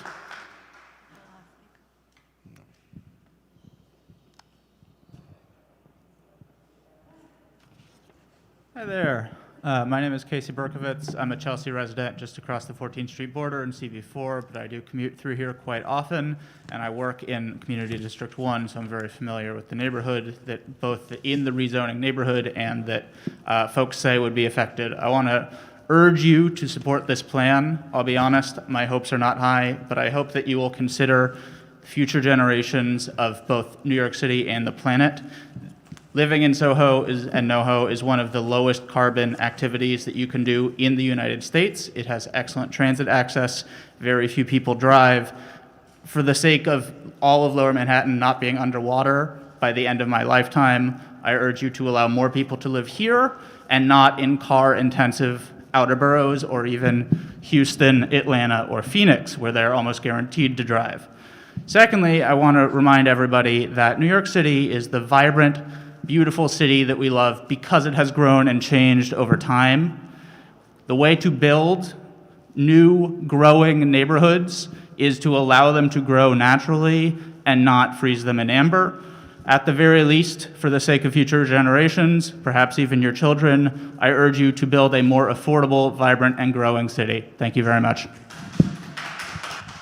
Thank you, Casey. Douglas Hanow. Am I pronouncing that right? Hello, my name is Douglas Hanow. I'm a father of 2 teenage daughters. I'm a lifelong New York City resident, public school graduate, sent my kids to public schools.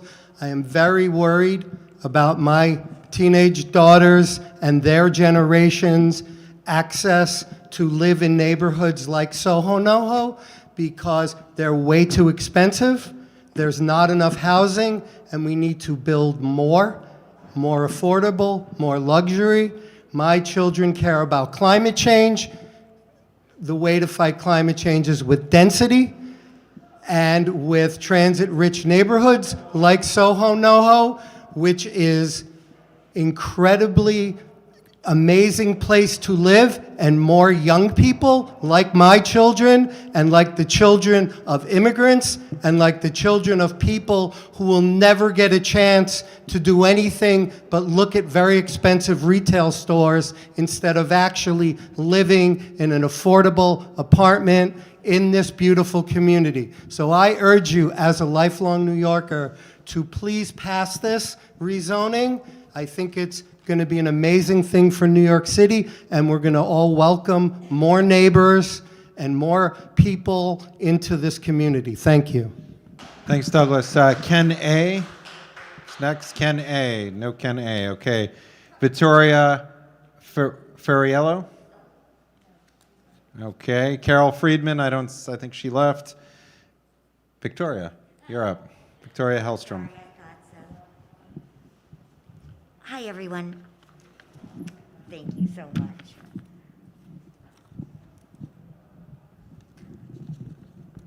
Hello? Is that working? Hi, everyone. My name is Victoria Hellstrom. I'm here today to speak. Hello? Is that better?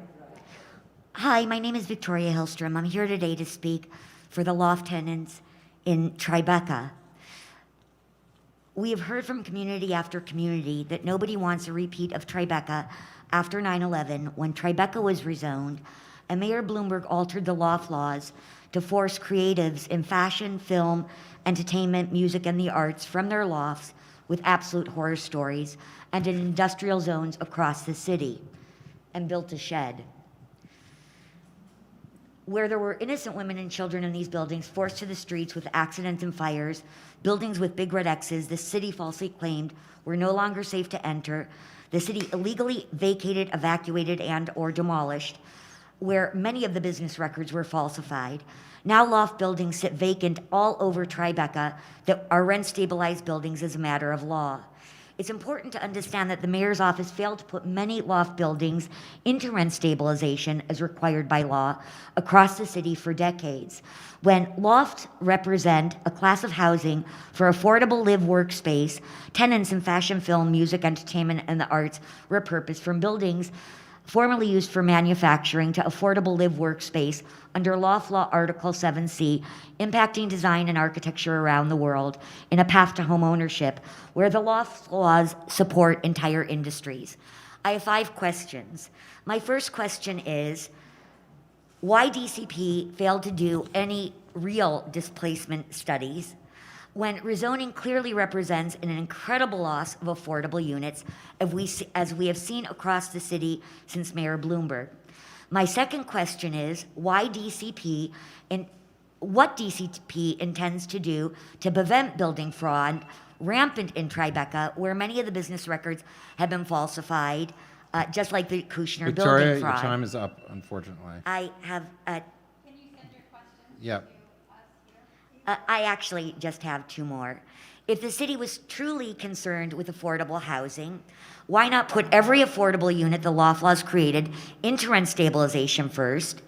Why DCP hasn't concerned themselves with the impact of fashion, film, entertainment, and music, or specialty retail? And finally, why you have no non-eviction plan? I would very much like my questions to be answered. Thank you, Victoria. SOHO And so you're the 89th speaker, or the 89th name I've called, and we had a number of people had left. The last 2 are Robert Dawson and Vadim, and I can't pronounce the last names. That's it. Okay. So we are finished with the public speaking session. I'm going to turn it back over to Anita. Thank you, everyone, for your testimony. I don't think this is working. I think we should adjourn. I mean, we're not going to do an executive. Should we thank city planning and Anthony? Oh, so you should be doing that. I just want to thank Sylvia and city planning for your presentation and for staying and listening, and that's very good. Thank you. And who else am I? And Anthony. And Anthony, I thank can't you see. for staying through the end. Oh, yes. Thank you. And just a reminder, tomorrow night, we're back on Zoom, so if you'd like, if you didn't have a chance to hear City Planning's presentation, they'll be doing it again, so it should be able to hear it more clearly, and or we may not do it, but that's, we'll see. That's what. And it's a time to ask questions. And also feel free to submit written statements. We welcome those, and if your buildings have written statements, we welcome those. Thank you. Thanks, Bob. Thank you so much. Good night, everybody.